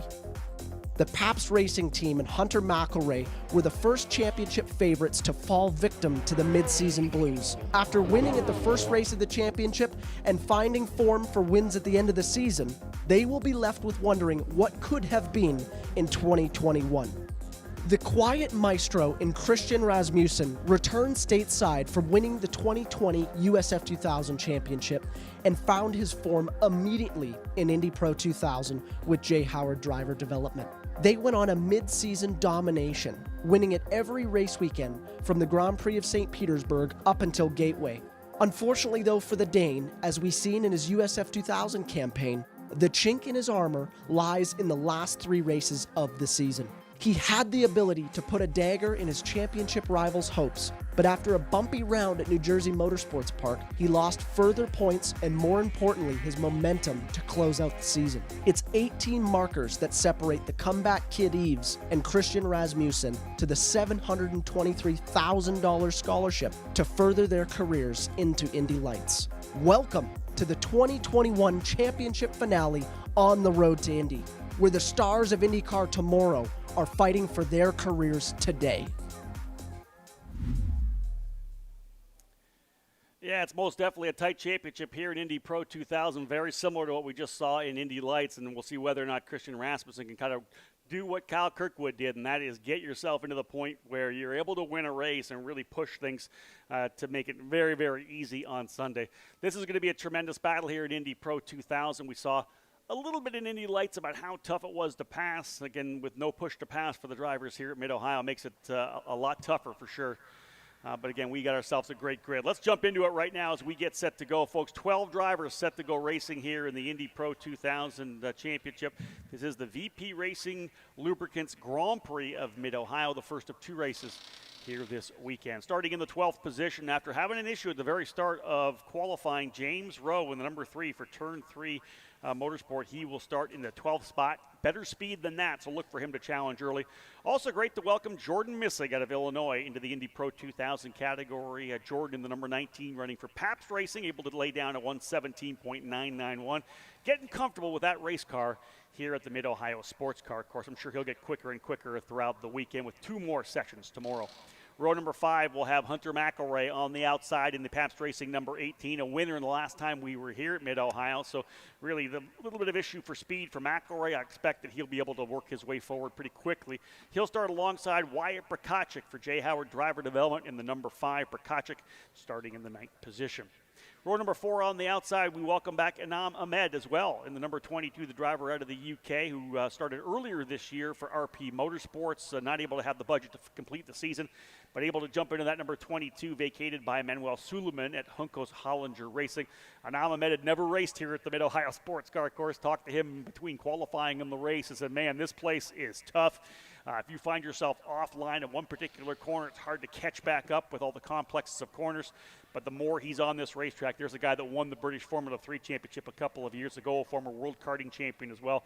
This guy's got a lot of skills, and hopefully we'll see him in the whole program in 2022. Ahmed's going to start on the 4th row in the 8th position alongside one of the best drivers here in the second half of the season, Jacob Abel for Abel Motorsports in the Crosley Brands machine number 51. Abel starting in the 7th spot has shown good speed throughout the weekend. Just didn't quite get it to work in qualifying. I think a lot better than the 116.962 he posted to start in the 7th position. Row number 3 on the outside will be Jack William Miller in the Miller Vinatieri Motorsports, number 40, the Indiana driver starting 6th.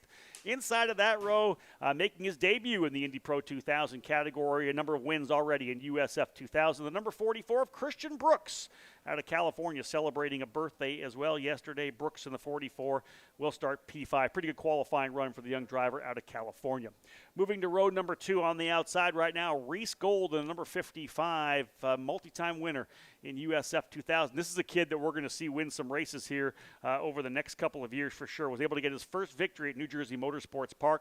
Will definitely be a challenger for the title next year in Indy Pro 2000 for Juncos Hollinger Racing, Gold out of Miami, Florida in the number 55. Inside of that row with the number 91 Championship Challenger in the Cambridge Global Payments exclusive Autosport machine out of New Albany, Ohio. This is his home track, the number 91 of Braden Eves, starting in the 3rd position. He's the one that's battling with the driver. Starting 2nd, Christian Rasmussen in the number 1 for Jay Howard Driver Development. Those 2 drivers starting 2nd and 3rd in the middle of the fight to see who's going to win the scholarship to move to Indy Lights in 2022.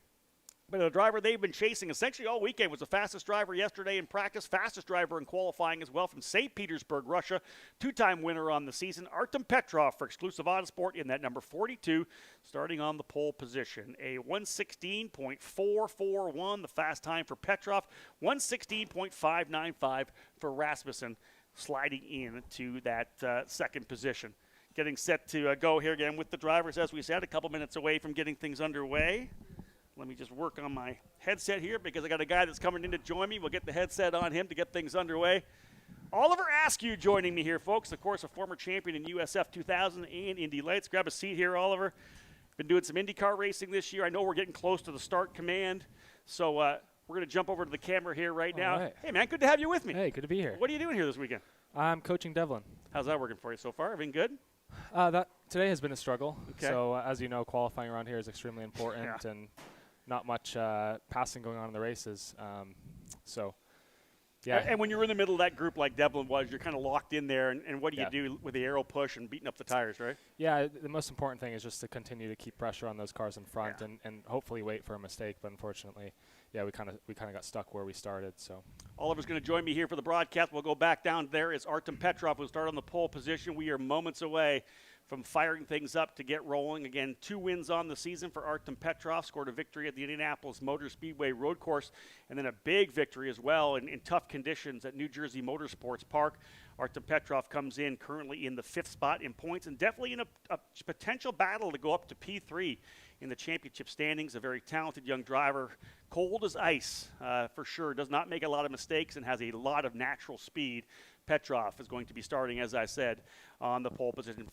Folks, we're ready to get underway. 12 drivers set to go. Drivers, start your engines. And as drivers fire things up, Oliver, you're with me here. Let's talk about that first and foremost. What's it like when you roll out there, you got to sit in the sun for a while. Always feels good to fire up the engines. For me, it's always good to feel that air come and go by me once I leave the grid. definitely, it can get steamy, steamy there as you're sitting. I can't wait to get the car rolling, get the air moving through the cockpit.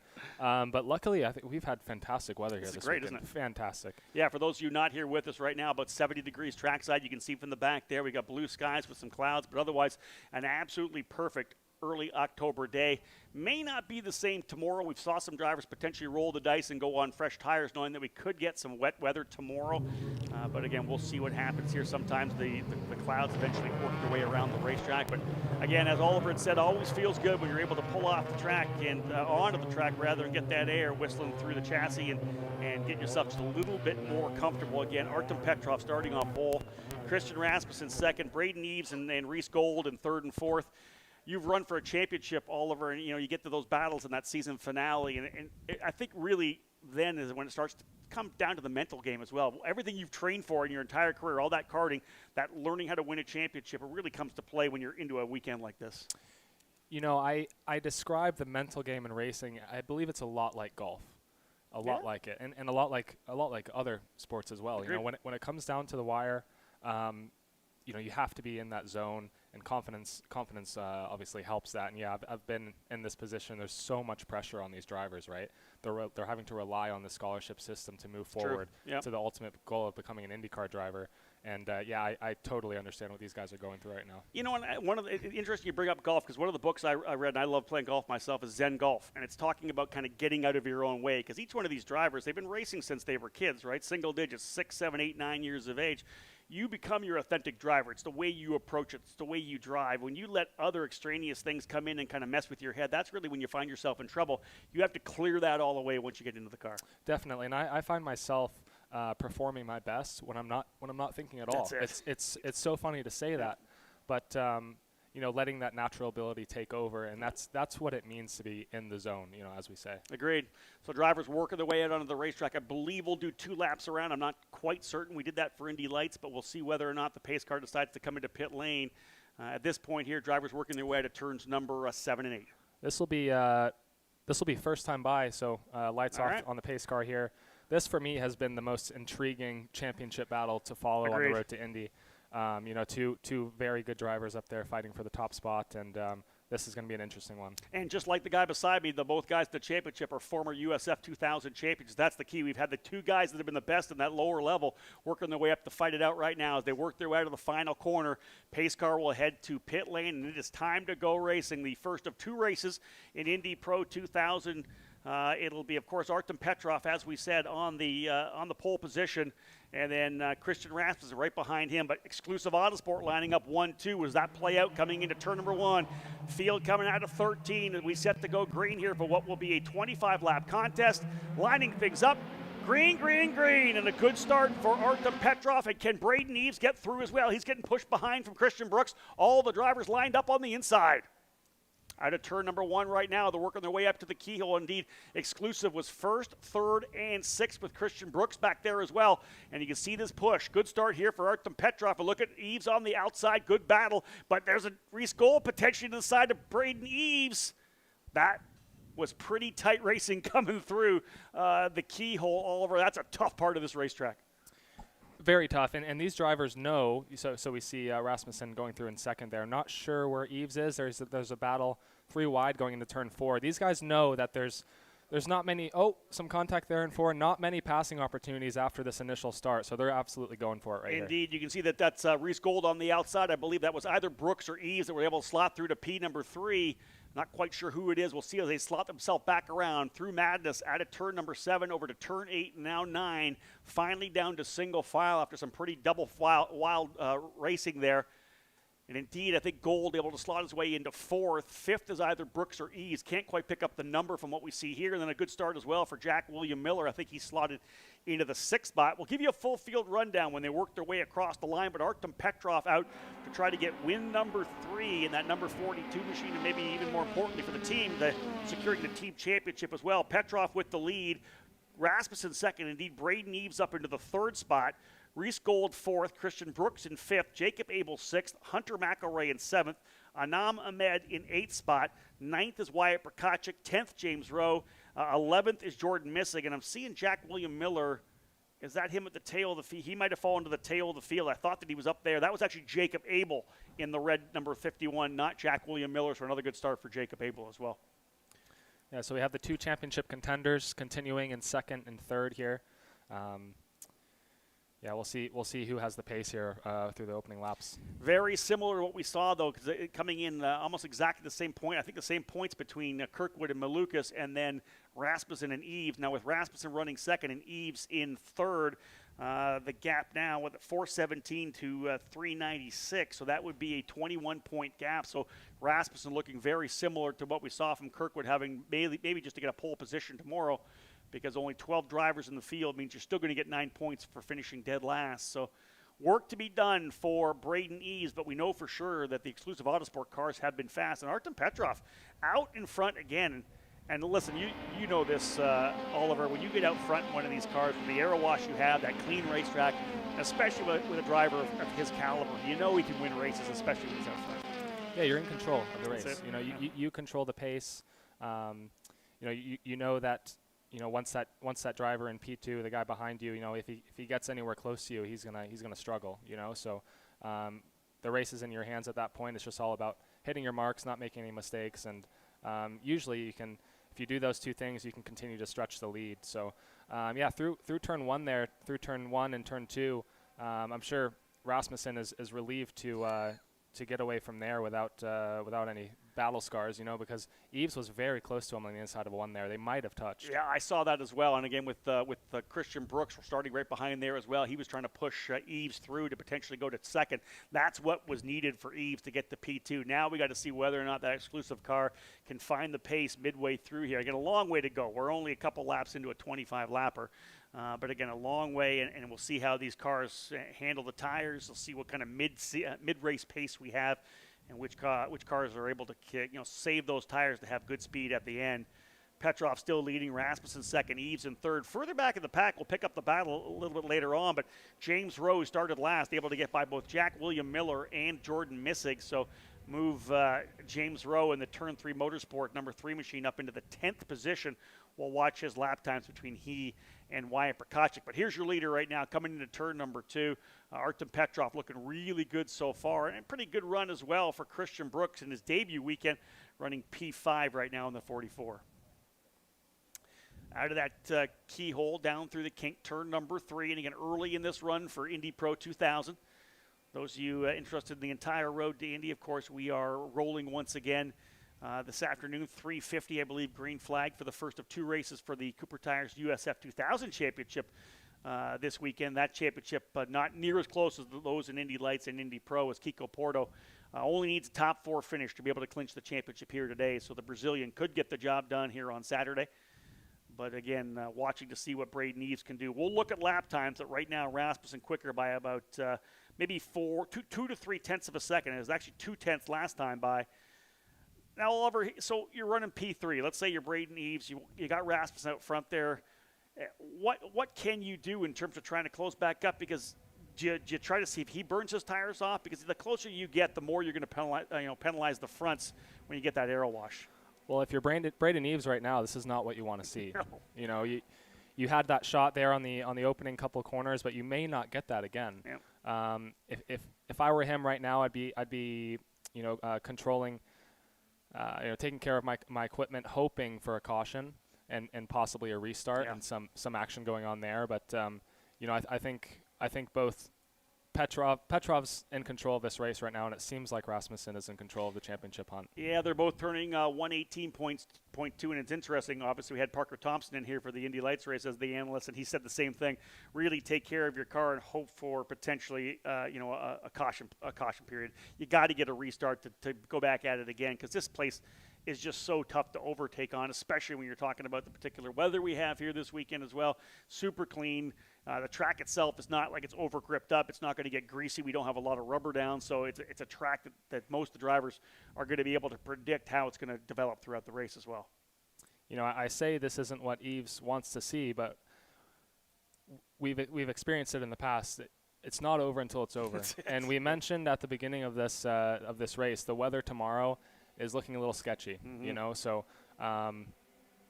Could throw a curveball at these championship contenders. That's very true, and interesting. We saw Artem Petrov be very strong in the wet as well when we were at New Jersey Motorsports Park. Christian Rasmussen had 2 very tough finishes, was involved in 2 incidents in race 2 and race number 3, which really brought the championship much closer together. It was not near as tight as it was coming into that New Jersey weekend. So far, Rasmussen's been able to dodge under the bullets, but as we had said, the race is not over until it's over. I can be sure that Reese Gold's trying to close up here on Braden Eves. He really wants to get another victory. And I think for Reese, and talking to him, both him and Anam Ahmed, Reese is going to be back for 2022, and he's going to be a guy that's going to run for a championship. Young guy, just I think he's 16 or 17 years of age right now for Reese. Do you remember that far back? I know. Obviously, Oliver, you were still racing karts back then. You got a chance to do a little bit of car racing, and you're obviously able to win the scholarship. Remember back being 15, 16 years of age? Yeah, I don't think I started racing cars until I was 18. That's what we say. Yeah, that's you were. I was a little late. Yeah. I was still racing karts then. Wouldn't change the way I moved up the ladder. I wouldn't change it. I believe my road to Indy was, everything happens for a reason, right? And I was in the right place at the right time with the right team, the right equipment, the right people around me, and I think a lot of things in life go that way. Indeed. Let's talk about that right now, because obviously some opportunities this year. You run for a couple of different teams, showed some good speed, I think, as well. Running for Ray Hall, Letterman, Lanigan, you were up in the top 10. It must have been nice to get a chance to come back and say, guys, this is what I got. Get a chance to run and show good speed. Some of the results didn't play out the way you wanted them to, but man, you showed some really good speed. Yeah, we had a top 10 there in Laguna Seca. Made it to the Fast 6 as well, so definitely. That was big. Yeah, that was awesome. I was feeling good. I bet. It's not every race weekend when you really feel at one with the car and in the zone, as I mentioned before. So Laguna hasn't always been the strongest track for me, but it's amazing how the environment and the car when it's working right.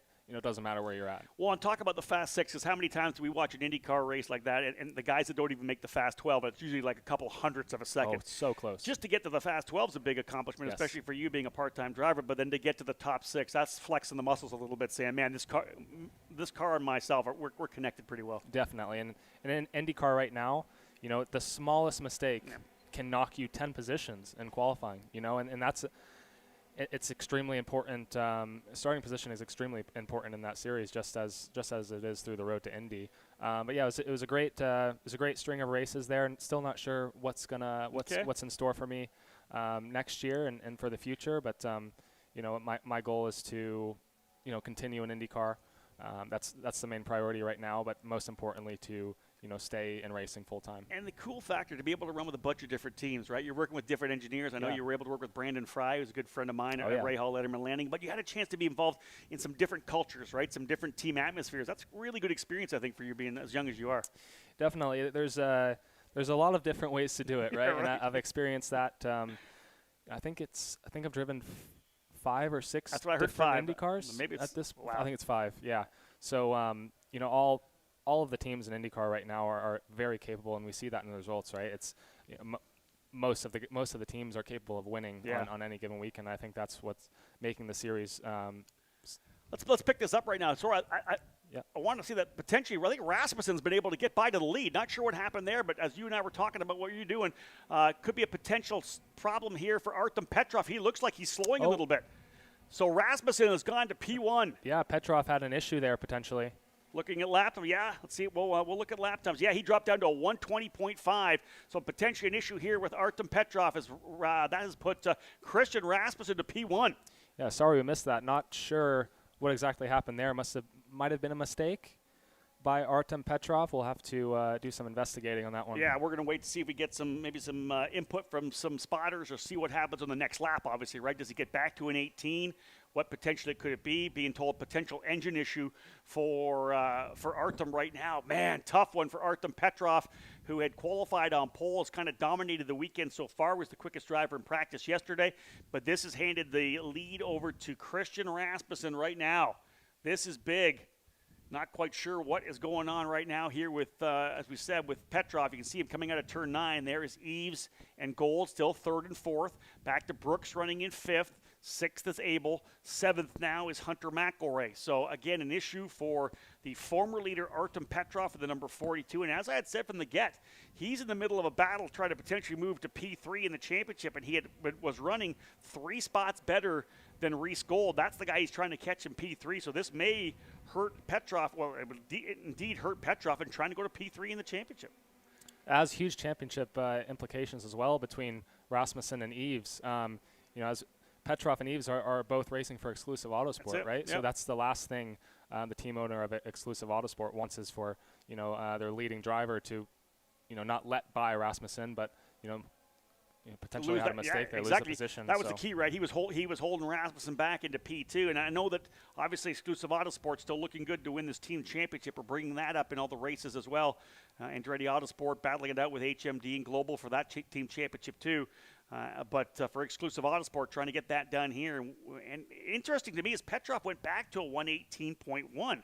So again, was quicker. Just that one lap up to a 120. You wonder what the heck it was for Artem Petrov and whether or not he could potentially go back at Rasmussen here. But again, it's Eves running in 3rd, Gold 4th. There's 5th, 6th, and 7th right there. Big gap back to 8th will be Anam Ahmed. He's about a second ahead of Wyatt Prokachik, who's got James Rowe right behind him. So we have a pretty good battle, I believe, here for the 9th spot as James Rowe started dead last, looking to try to find a way by Prokachik for 9th. Tremendous run here for Christian Brooks as well in that number 44, jumping up before the end of the season, having not completed that second season of USF 2000. He's, of course, planning on moving to Indy Pro next year. And I'll tell you, and I'm sure you can talk about the fact going from your USF 2000 car, jumping up into that, what was then the Pro Mazda, extra horsepower, extra downforce. Christian's walking around with a big smile on his face. He really likes this car. Definitely, and it's the same monocoque, right? A lot of the same controls, the same different setup options. So it's it just does everything better. That's what I right? said. More of everything, right? More power, Yeah. better braking, more grip. So it's a perfect middle step here on the road to Indy. And he talked about the fact that one of the things he's having to get used to is the increased corner speed. The amount of speed you're rolling through the corners significantly more. Obviously, a lot more horsepower. You're 80 more horsepower. Yeah, I believe it's 80 than the USF 2000 car. Significant amount of downforce. And as you said, the better braking, you're taking it in a lot deeper, and you're rolling way more speed. And there is a driver going off the racetrack on the outside of 9. That was Jacob Abel in the 51. Talk about that corner. You've driven it in essentially every car in the road to Indy, Oliver. USF 2000, Indy Pro, Indy Lights, and now IndyCar. That's that corner where you've got the thing rotated to make sure you can get over the corner. But how easy is it for you to lose the rear in that corner? We call it the jump corner. You do? Okay. We call it the jump corner, and you can't see the exit. So that's why you see a lot of drivers, go off there because, you rotate the car in the beginning, and then you're just kind of stuck with what you got. That's it, right? Yeah. The result is already coming. Yeah. you get over the hill, and then you arrive where you arrive. So did I turn in at the right point? Right. Wow. Well, not quite the right point for Jacob Abel, although Hunter McElroy, not sure whether or not he was able to capitalize on that. I don't think he quite was. Here's the replay of it. Yeah, you could, and listen, obviously a little late on the turn in potentially, and then the rotation happening a little bit later as well. That, and you have the dirty air. Yeah, so it's a true. Fairly high speed corner there. At turn 9, I believe it is. Yep. Yeah, so you're turning in like you say. You got no air on the front of the car, Yep. So how do you do that then? Are you trail braking it all there? Like, how do you get the car to rotate if you don't have that grip on the front to start the rotation? You're looking for just a couple of inches of clean air there. So, yep. So a different entry point, just different enough to entry get a wing point, out yep. there. Okay. Yep. Parker mentioned that a little bit, talking about Daniel Frost as he was trying to work his way by Robert McGinn. It's always showing a little bit of the wing. Either it was a little more maybe shallow on the entry or whatever it may be, or shallow on the exit, just to be able to try to get that air coming across the wing. That's how you get front downforce. That's how you get the grip on the car to point it where you want to go. I'll tell you one thing, probably the best battle on the racetrack right now is for third, because Reese Gold has not given up at all trying to find a way by Braden Eves. This is really good racing. And you got a kid that's the USF 2000 champion from 2019, and then, of course, Reese Gold, just that one win last year. Yeah, I don't think Reese Gold is worried about Braden Eves' championship hunt. I don't think that's in his mind right now. He's just worried about getting on the podium. That's very true. Artem Petrov, as they run on the racetrack, though, tied with Reese Gold in the points. Here's this battle further back, looking for the fight there. That is Gold, thinking about trying to get away by. There's Rasmussen. Yeah. He's got pace. He does. And he looked good there trying to make a move down into turn 4. Thinking about turn 6. Thinking about the inside. No, Braden Eves able to cover, coming across the bow from left to right. Let's see if Petrov can dial things back in. He was 0.2 of a second quicker than Rasmussen. So we have a potential battle for first and second, and third and fourth as well. Rasmussen leading, Petrov second, Eves battling it out with Gold. Kudos to Christian Brooks right now, a strong run to fifth, but kind of got lucky there with Abel going off. Now Abel having that battle right now with McElroy. We'll look at lap times. Petrov about 0.2 quicker than Rasmussen. But again, catching and passing is the big difference, right? You can catch, but then the minute you get close enough, you start to lose that air off the front wing. We're going to see whether or not Rasmussen could potentially be attacked here. Yeah, look at Rasmussen, a little wiggle coming into the corner. What's that, Oliver? Is that just getting on the brakes a little bit and maybe a little bit of the balance is off a little bit, or you're really trying to push that braking zone? Yeah, it's very easy to get free there on the entry to turn 2. That's just the nature of the corner. Yeah. The off-camber corner coming in, right? Yes. Yeah, and the car actually gets light as you crest that hill, reaching towards the apex there. So if you're not hustling the car through there and it's not moving around, you're probably not going quick enough. And I've driven here in slow race cars, so obviously my reaction time much different. But it's a really weird visual I find as well, because you're kind of coming up and cresting the hill, like you said. It's almost like the apex is blind, because you can't see it depending on what car you're sitting in, right? But you're trying to get that thing rotated in. But like you said, you're cresting a hill coming into the entry of the keyhole. Yeah, the undulations of this track are similar to Barber, probably not as steep. But we're using a lot of different sight lines and muscle memory to get through here, because a couple of the corners are completely blind. Multi-time Road to Indy champion and IndyCar driver Oliver Askew joining me here in the booth as my analyst for this race for Indy Pro 2000. We are now into the second half of this race, 13 laps down, 12 to go, and a couple of battles forming up right now. We've had this fight for third for really the entire race, with Reese Gold settling in on the gearbox of Braden Eves. But after taking out to a pretty strong early lead, Artem Petrov had some trouble on one of the laps, fell back, Rasmussen was able to get by, but Petrov been able to dial it back in, has been reeling him in slowly, 2 or 3 tenths of a second a lap. You can see Petrov now getting back at it. Obviously, the team worried about some kind of an engine issue, but Petrov now getting his feet wet and getting back into it here, really up there close, coming into the braking zone of turn number 4. And Oliver, let's talk about that braking zone. One of the things about this racetrack is it is undulating. There's lots of elevation changes.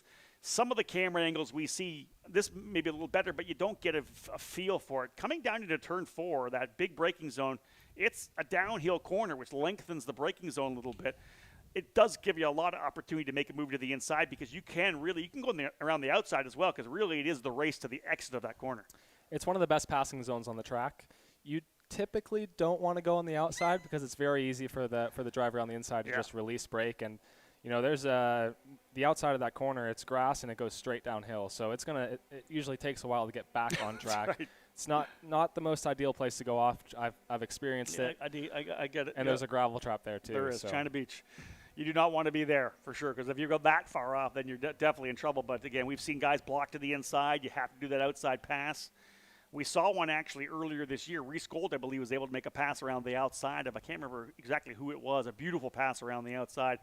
But again, not advisable, because as Oliver said, all it takes is the driver on the inside to release a little bit and get into you. And if you go off track there, if you drop a wheel, it's pretty easy to go way off the racetrack. So if I'm Braden Eves right now, I have a mirror full of Reese Gold, but I'm also, very interested in this battle going on between Christian Rasmussen and Artem Petrov. As I spoke before, Petrov and Eves on the same team for Exclusive Autosport. I'd be hoping Petrov will make a dive on Rasmussen here. Yeah, get up there, throw something in there, potentially either, if anything, slow him up, right? Get him somewhere that could potentially really hurt his drive off a corner. Eves now back by 3.1 seconds from that battle for first and second, so he's significantly far back right now. Rasmussen, though, in a position to almost clinch this championship, I would think. As they run on the racetrack, it's 28 points. So, I got to think that we're very close right now to Rasmussen potentially clinching it, because only 33 points up for grabs tomorrow, and even finishing dead last, Rasmussen just having to start would get 9 points. So Rasmussen in a very close position to potentially clinching this championship. Even Diane Swintel let me know it's a provisional clinch right now. All he would have to do is start tomorrow, and the same comes from Steve Wittig. So these are the guys, obviously, that we rely on, Diane and Steve, to give us the data. Of course, all unofficial, but he'll only have to start tomorrow to get those 9 points guaranteed to be able to win this championship. But again, pretty good run here for Rasmussen, taking over the lead after the issue with Artem Petrov. It's a lot better than going in tomorrow, having to beat the guy that you're fighting for the championship. That's a good feeling, as long as the car starts. That's it, right? Just let me start the thing and get that one lap I need in the books, and you're going to be the champion. And again, we talk about USF 2000 winning the championship to move up to the Indy Pro category, but man, that Indy Pro championship, we're talking over $750,000 to move to Indy Lights in 2022. And again, part of this weekend, of course, all of us at the Anderson Promotions crew saying goodbye to Indy Lights as the stewardship of that program being taken over again by IndyCar, and we wish everybody the best of luck. We'll be watching all the drivers, and we'll continue to graduate drivers as we have for the last decade into the Indy Lights program, and I feel really happy that we've left it in really good shape. 13 cars for majority of this year. I'm projecting 15 to 17 next year based on the new teams we have coming in as well.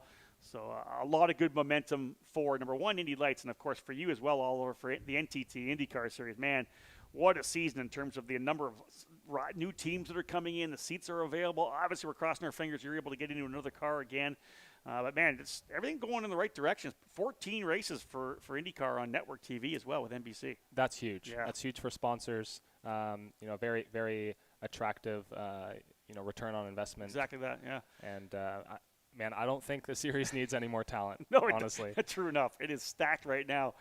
And, again, we've, of course, enjoyed watching guys like Oliver and Colton and Pato O'Ward and Renus VK, these drivers that, again, we've seen over the last couple of years excel here in Indy Lights, and, of course, looking to potentially have 2 or 3 drivers graduate up from this year's program. So we'll see which one of the drivers from Indy Pro 2000, or a handful potentially, could get there. But right now they're applying their trade and learning the craft here on the second rung of the road to Indy, presented by Cooper Tires. Indy Pro 2000. And of course, 18 laps into this VP Racing Lubricants Grand Prix of Mid-Ohio, the first of 2 races for Indy Pro 2000. Christian Rasmussen now with just under a second lead over Artem Petrov. Braden Eves runs third. Reese Gold fourth. Christian Brooks in fifth. And I believe this will be enough to give the team championship as well to Exclusive Autosport as they run on the racetrack right now. They were in the middle of a pretty good fight with Juncos Racing, which currently runs fourth with Reese Gold and eighth with Anam Ahmed.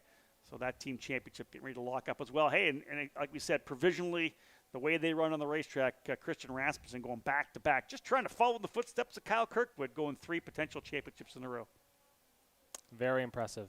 And I believe the winner of this championship gets an IndyCar test. Yeah, that's right? one. Yeah, so this year, before the Chris Griffiths test, it'll be Stingray Robb for winning Indy Pro last year. He'll be driving an IndyCar this year. And then the winner of this championship, then in 2022, will get a chance to drive an IndyCar as well. That's a pretty cool opportunity. How's that for a jump? Right? Indy Pro 2000 straight to IndyCar. That's it, right? I had asked you before and a bunch of guys, what was the biggest jump from karting to Indy Lights? And everybody said from Indy Pro to Indy Lights was that kind of big jump. Yeah, jumping out of karting was tough, but going to Indy Pro to Indy Lights with just so much more of everything.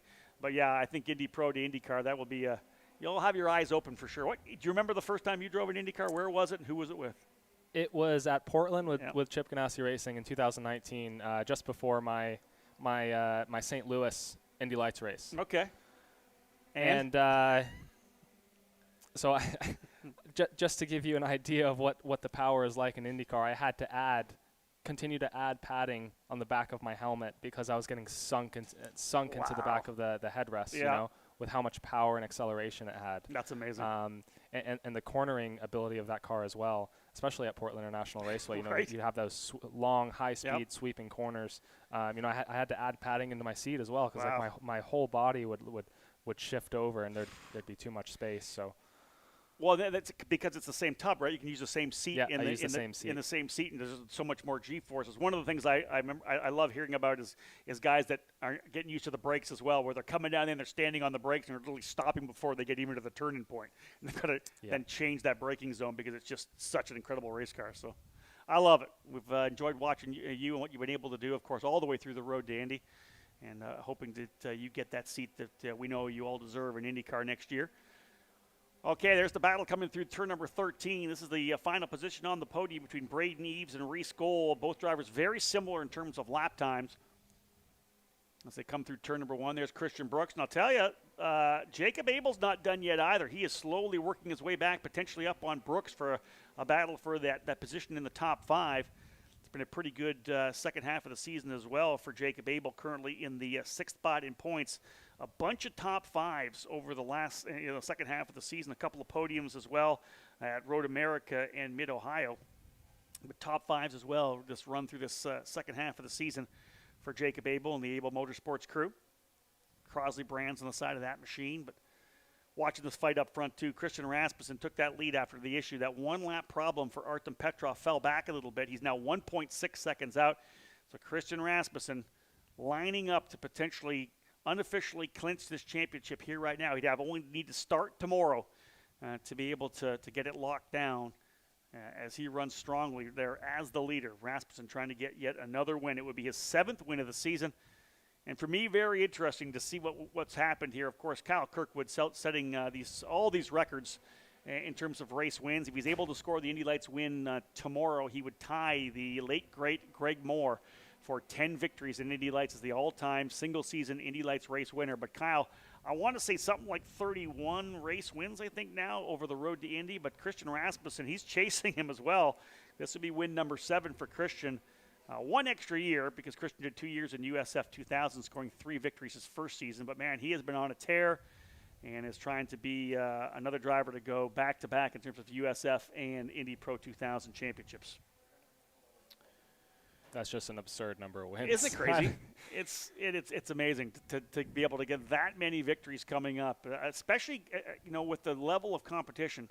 One of the reasons why Anderson Promotions is bringing our new USF Juniors program out for next year is the level of competition in USF 2000, which used to be kind of an open wheel entry level program, is so high now that I think that next level is going to allow a lot of drivers to develop a little more under our culture, under our umbrella before moving them into the road to Indy in USF 2000. But this would be the 7th win for Rasmussen. An absolute crazy amount of victories for the young driver from Denmark. And again, looking to clinch this championship here. Rasmussen, Petrov, Eves, Gold, and Brooks, the top 5. Laps winding down, only about 4 laps remaining.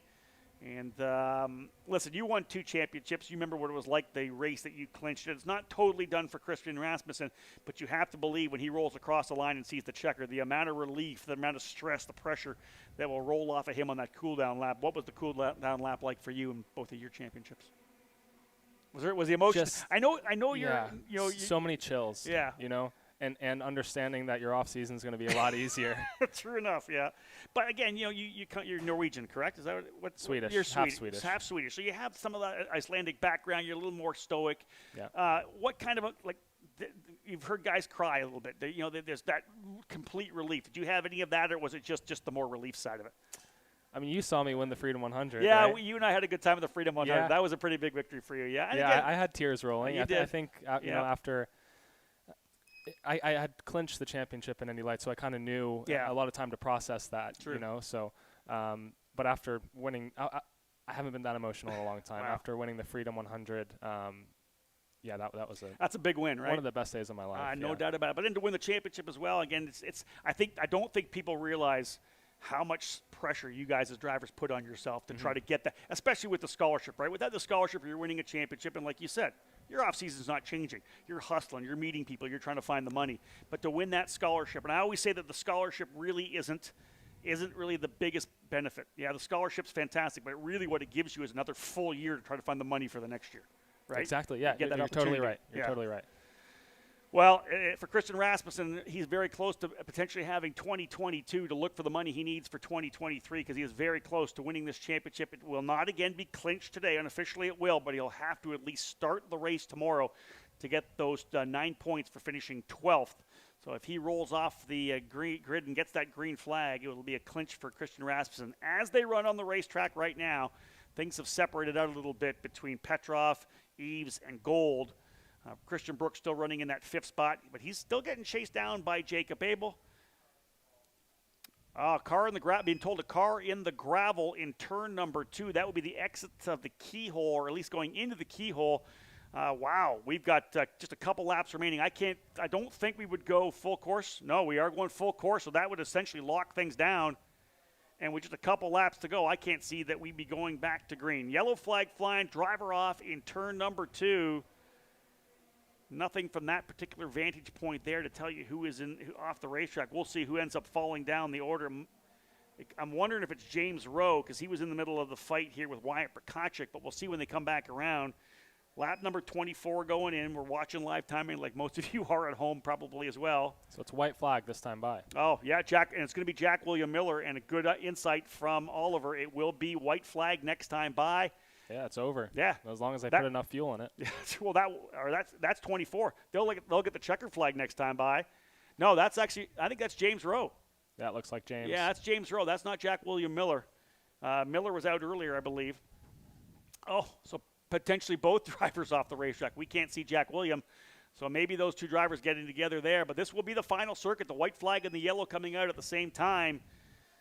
So there you go. It's going to be a cool-down lap around the racetrack for Christian Rasmussen. As long as Oliver said he's fully fueled, I think he's fine. What do we call him now? Christmas Rasmussen? You're going to call him Christmas? Christmas? It's definitely Christmas at the Rasmussen household right now. Yeah, big present for Christian as that yellow flag negating any opportunities for anything else to happen on the racetrack. Rasmussen's going to take this victory. Artem Petrov in second, Braden Eves in third, Reese Gold in the 4th spot, and Christian Brooks in 5th.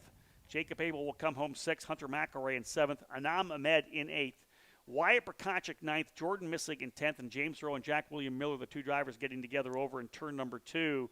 Not able to make it to the end. They'll officially be classified in 11th and 12th respectively. But for Christian Rasmussen, definitely an impressive run for him. Petrov in 2nd, Eves 3rd. Team championship's going to go to Exclusive Autosport after a 2nd, 3rd, and 5th place performance by their drivers. Oliver, once we kind of get wrapped up here and they see the checker flag, we'll head down to Victory Lane. But I appreciate you coming and joining me. Thank you. Good to have you here. Nice to reminisce a little bit about your years on the road, Indy, buddy. Always. Maybe I'll see you in Vegas. I will. Yeah, I'll be there again. We're racing. We're not partying. I've We're not announced partying. every one of those races, so I'll be back. Glad to be right. back at the Scuzas Super Nationals. I'm gonna first try week to of get out December. there as well. All right, buddy. Yeah, I'll see you. Thank you. There it is. Oliver Askew, folks, joining us. We'll let him get out of here, and then again, I'll run down here in a couple of seconds to be able to meet the race winners down there. There's Christian Rasmussen coming down to the wall to his team as they wait for him, and big day for Jay Howard Driver Development. In that team as well, how about this? Back-to-back championships in USF 2000 and Indy Pro 2000, and the first year for Jay Howard Driver Development in this Indy Pro category. They're able to get the championship with young Christian Rasmussen, a very talented driver following in the footsteps of guys like Oliver Askew and Renus VK, and of course Kyle Kirkwood as well. He and Kyle most closely connected. So indeed, folks, looking forward to one more race here today. The USF 2000 drivers will be on the racetrack. I believe 350 green flag for that particular run. Of course, the podium presentation coming up a little bit later here for the drivers in Indy Pro 2000.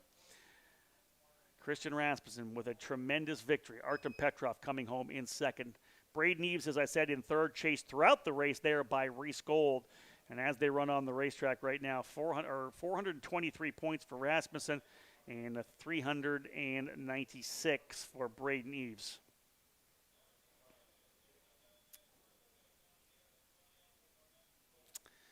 So the gap then, again, as the race has done, the difference between Rasmussen and Eves to give him the unofficial championship, now 27 points. And again, all he'll have to do is start tomorrow to be able to clinch this championship. If he doesn't start and Eves is able to get 28 points, he'd be able to steal it away. But again, you'd have to think that Christian Rasmussen will eat a very plain dinner this evening. No chance for food poisoning. Stay out of trouble. All he's got to do is climb behind the wheel of that Jay Howard Driver Development PM18, and he's going to take that green flag as the champion for Indy Pro 2000. It's been a tremendous year for Rasmussen. 7 wins, coming in nice little clusters as well. A couple of victories, one at St. Petersburg, one at the Indianapolis Motor Speedway Road Course, or 2 actually at Indianapolis. Big victory in the Freedom 90 at Lucas Oil Raceway. Was able to get a win at both the Road America and Mid-Ohio. It's been 5 races since he's been able to get back on top of the box and doing it in style here, able to get around whatever happened, an ailing Artem Petrov and taking the victory. So Rasmussen with the win, Petrov in second, Braden Eves third, Reese Gold fourth, and Christian Brooks rounding out the top 5. Folks, we're going to go to a break here right now. We'll do a couple of commercials and then ideally come back with podium presentations.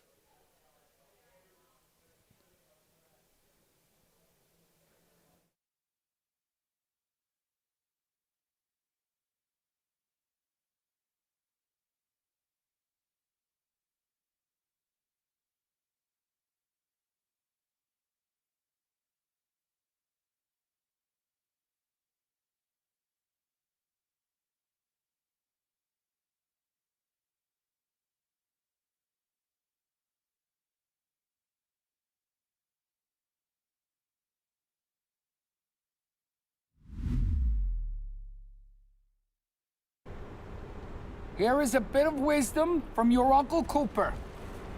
Tires exist on a spectrum. On one end, you got too much tire. On the other, you don't get enough.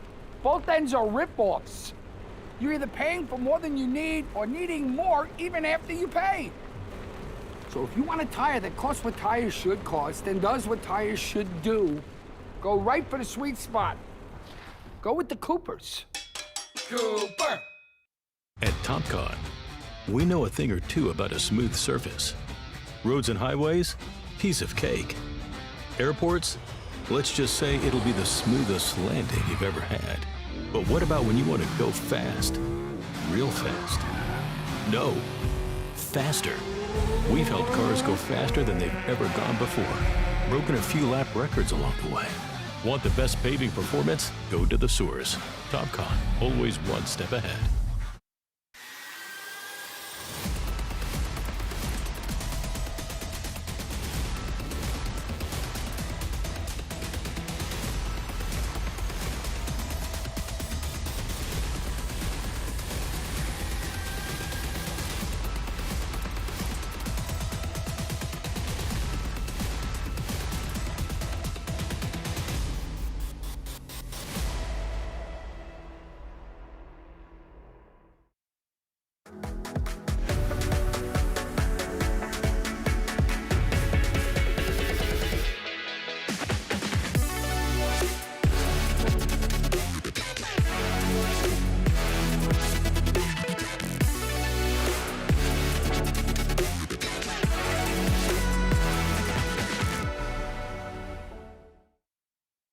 karting and motorsport enthusiasts. Lucas Oil School of Racing is America's #1 Formula Car race school. Enjoy modern paddle shifters, pit speed limiter, and onboard video along with integrated data systems. Get started today with our 2-day basic or advanced course. Lucas Oil School of Racing is the official school of the Road to Indy. We can also qualify you for your SCCA license. Get started today by visiting us at www.lucasraceschool.com. As your uncle, I want you to know that on the road to life, there will be rough spots, and they will chew up your tires. I recently took a road trip to Greensville to attend a chili cook-off. Rough roads all the way down. I drove there on these Cooper Discoverer and Duramax tires. You know, they're made with the durability of off-road tires, but for on-road driving. Without them, we might never know the winning bean-to-meat ratio of a good chili. And those are the things in life, my friend, worth driving towards. So go with the Coopers. Cooper! I'm hungry now. With over 40 years in business, High Tide Boat Lifts is committed to elevating your craft. Whether you own a personal watercraft or a large yacht, we can design and create the perfect lift for your needs. At High Tide Boat Lifts, we understand that you've worked hard to get to a successful place in life. We'll ensure you have a hassle-free experience, maximizing the time you spend on your boat with family and friends, and supporting your dreams out on the open water.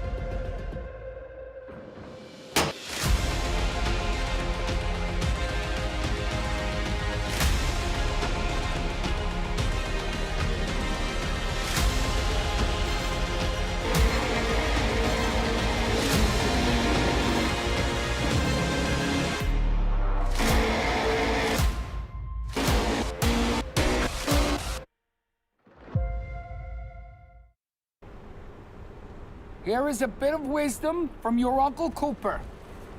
Tires exist on a spectrum. On one end, you got too much tire. On the other, you don't get enough. Both ends are rip-offs. You're either paying for more than you need or needing more even after you pay. So if you want a tire that costs what tires should cost and does what tires should do, go right for the sweet spot. Go with the Coopers. Cooper! At TopCon, we know a thing or two about a smooth surface. Roads and highways, piece of cake. Airports, let's just say it'll be the smoothest landing you've ever had. But what about when you want to go fast? Real fast? No, faster. We've helped cars go faster than they've ever gone before. Broken a few lap records along the way. Want the best paving performance? Go to the source. TopCon, always one step ahead.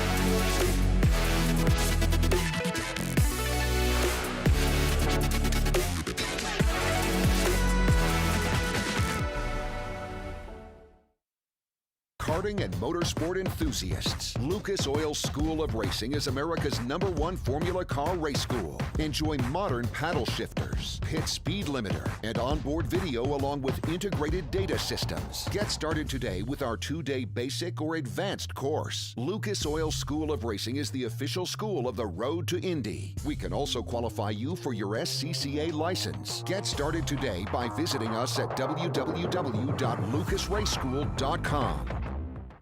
As your uncle, I want you to know that on the road to life, there will be rough spots, and they will chew up your tires. I recently took a road trip to Greensville to attend a chili cook-off.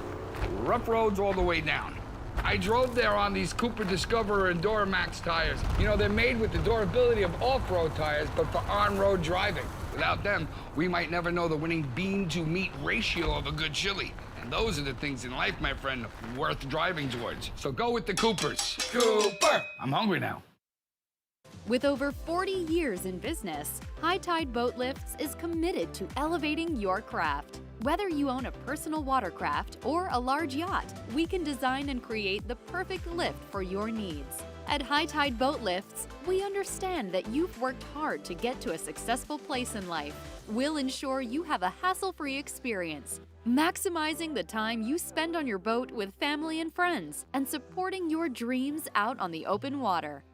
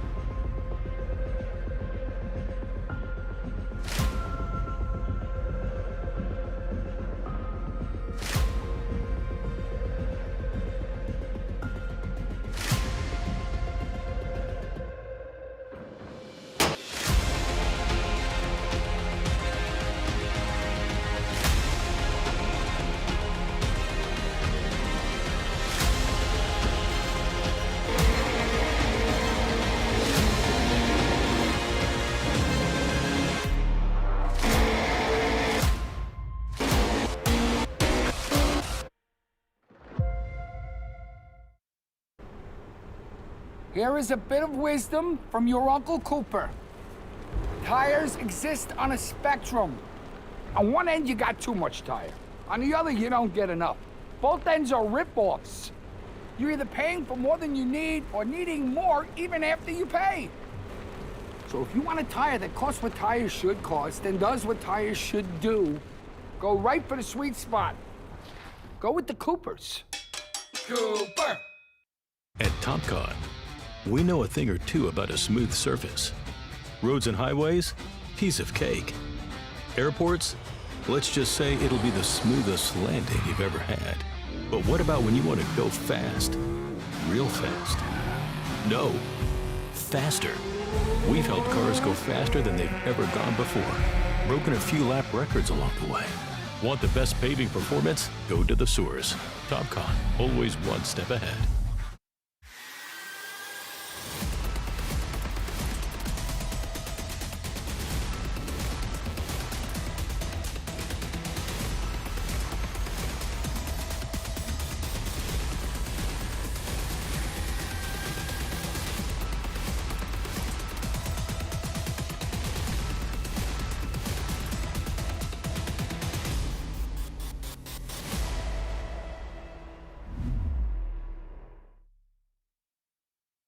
Back to the Road to Indy TV stage here right now, and I'm with a unofficial champion right now, Christian Rasmussen, being able to get that victory today. All you need to do is start now tomorrow. And when you sat down here, you said to me, "What a relief!" Yeah, that's what it is, isn't it? It is a relief. It's been an intense season. There's been so many good drivers out there this year.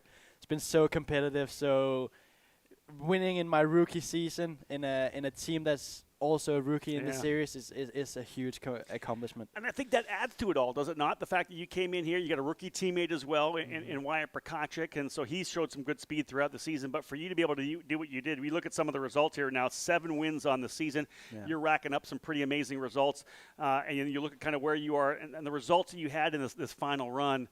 Give me your thoughts first. Let's start at the beginning of the race. Obviously, you know you've got to get out of the opening lap. If you can stay in front of Braden Ease, but you've got all the exclusive Autosport guys lined up on the inside row, right? And then coming through 1 and 2, you were able to get cleanly out. That must have been your first kind of little breathing moment. No, for sure. Yeah. And it was quite intense into turn 1. I didn't get a perfect start. Braden definitely got a little bit of a run on me. And he was also on the inside into turn 1. I think we touched wheels a little bit in 1. We thought about that, yeah. We did. And then, luckily we all got through it cleanly. And from there on out, we know how hard it is to pass around here. So I was just waiting for my opportunity.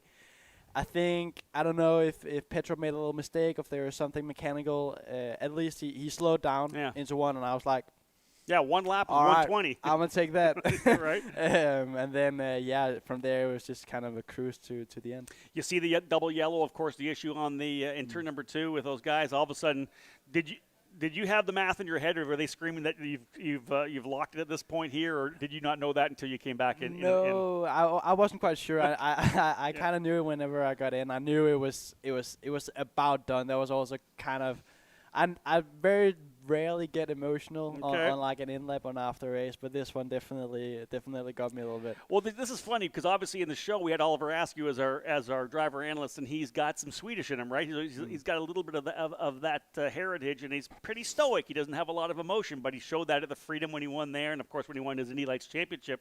You obviously say you don't have a lot of emotion, but when you're talking about something that's $700 and something thousand, you're going to run Indy Lights next year. To have that done and know that you have another year to find money for the next year, for a driver like yourself, man, this is life changing. Oh, it's huge. It is, like you say, it is life changing. And I mean, we just, as drivers in this series, we just have to be so grateful for what people are doing for us, giving us these opportunities to win these scholarships. It's a unique thing. You don't see it anywhere else in the world, and it's just amazing. It gives people like me a chance to actually do it. People who doesn't come from a background with a lot of money, and just gives us a chance. So I truly appreciate everybody that's involved in this, and I'm just looking forward to next year. And the connection between you and Jay Howard, obviously for him, you brought him his first championship last year in USF 2000. You do it again here in Indy Pro. Man, you guys have a special bond as guys that really have believed in each other, right? You could have taken that scholarship winning last year and went to a different team, not a brand new team. You stuck with Jay, and talk about checking another box off. It really paid off for both you and him. Yeah, it did. We have a great relationship, me and Jay. We've been working together for a lot of years. Like you said, won our first championship last year. Go back to back this year, and it just also shows you it's not. Of course, you have to do the driving right, but there's so many people involved. It's not a one-man sport. This as a lot of people think. It takes a whole team to be successful and be successful week after week after week after week. And the Jay Howard driver development boys has just been doing a phenomenal job this year to keep me going. I could probably jump on you now and ask you where you're going to run Indy Lights next year, but I'm going to leave that alone. I'm going to let you enjoy this because you deserve it, you and the whole team. Christian, congratulations. Thank you so much, Rob. Folks, the Indy Pro 2000. Yeah, I'm with you. Don't worry. I love it. I won't leave you hanging. Indy Pro 2000 champion for 2021. Unofficially, it's got to start tomorrow. But wow, what a tremendous run for him, and to be able to put the body work he did. Like we talked about the fact that, of course, Kyle Kirkwood's got all these records. He's starting to do it as well. A bunch of race wins, his 7th, potentially going for his 8th Indy Pro 2000 win tomorrow. But the bottom line is he'll start tomorrow and being able to start thinking about Indy Lights. That's going to wrap things up here for our Indy Pro and Indy Lights coverage. We're going to be back again at 3:30 this afternoon. USF 2000 will have their first race. He's a former champion of that program as well. We'll see if Kiko Porto can get the job done today like Christian Rasmussen did in Indy Pro 2000. For everybody at the Road to Indy TV and Road to Indy presented by Cooper Tires, thank you so much for tuning in. My name's Rob Howden. Bye for now.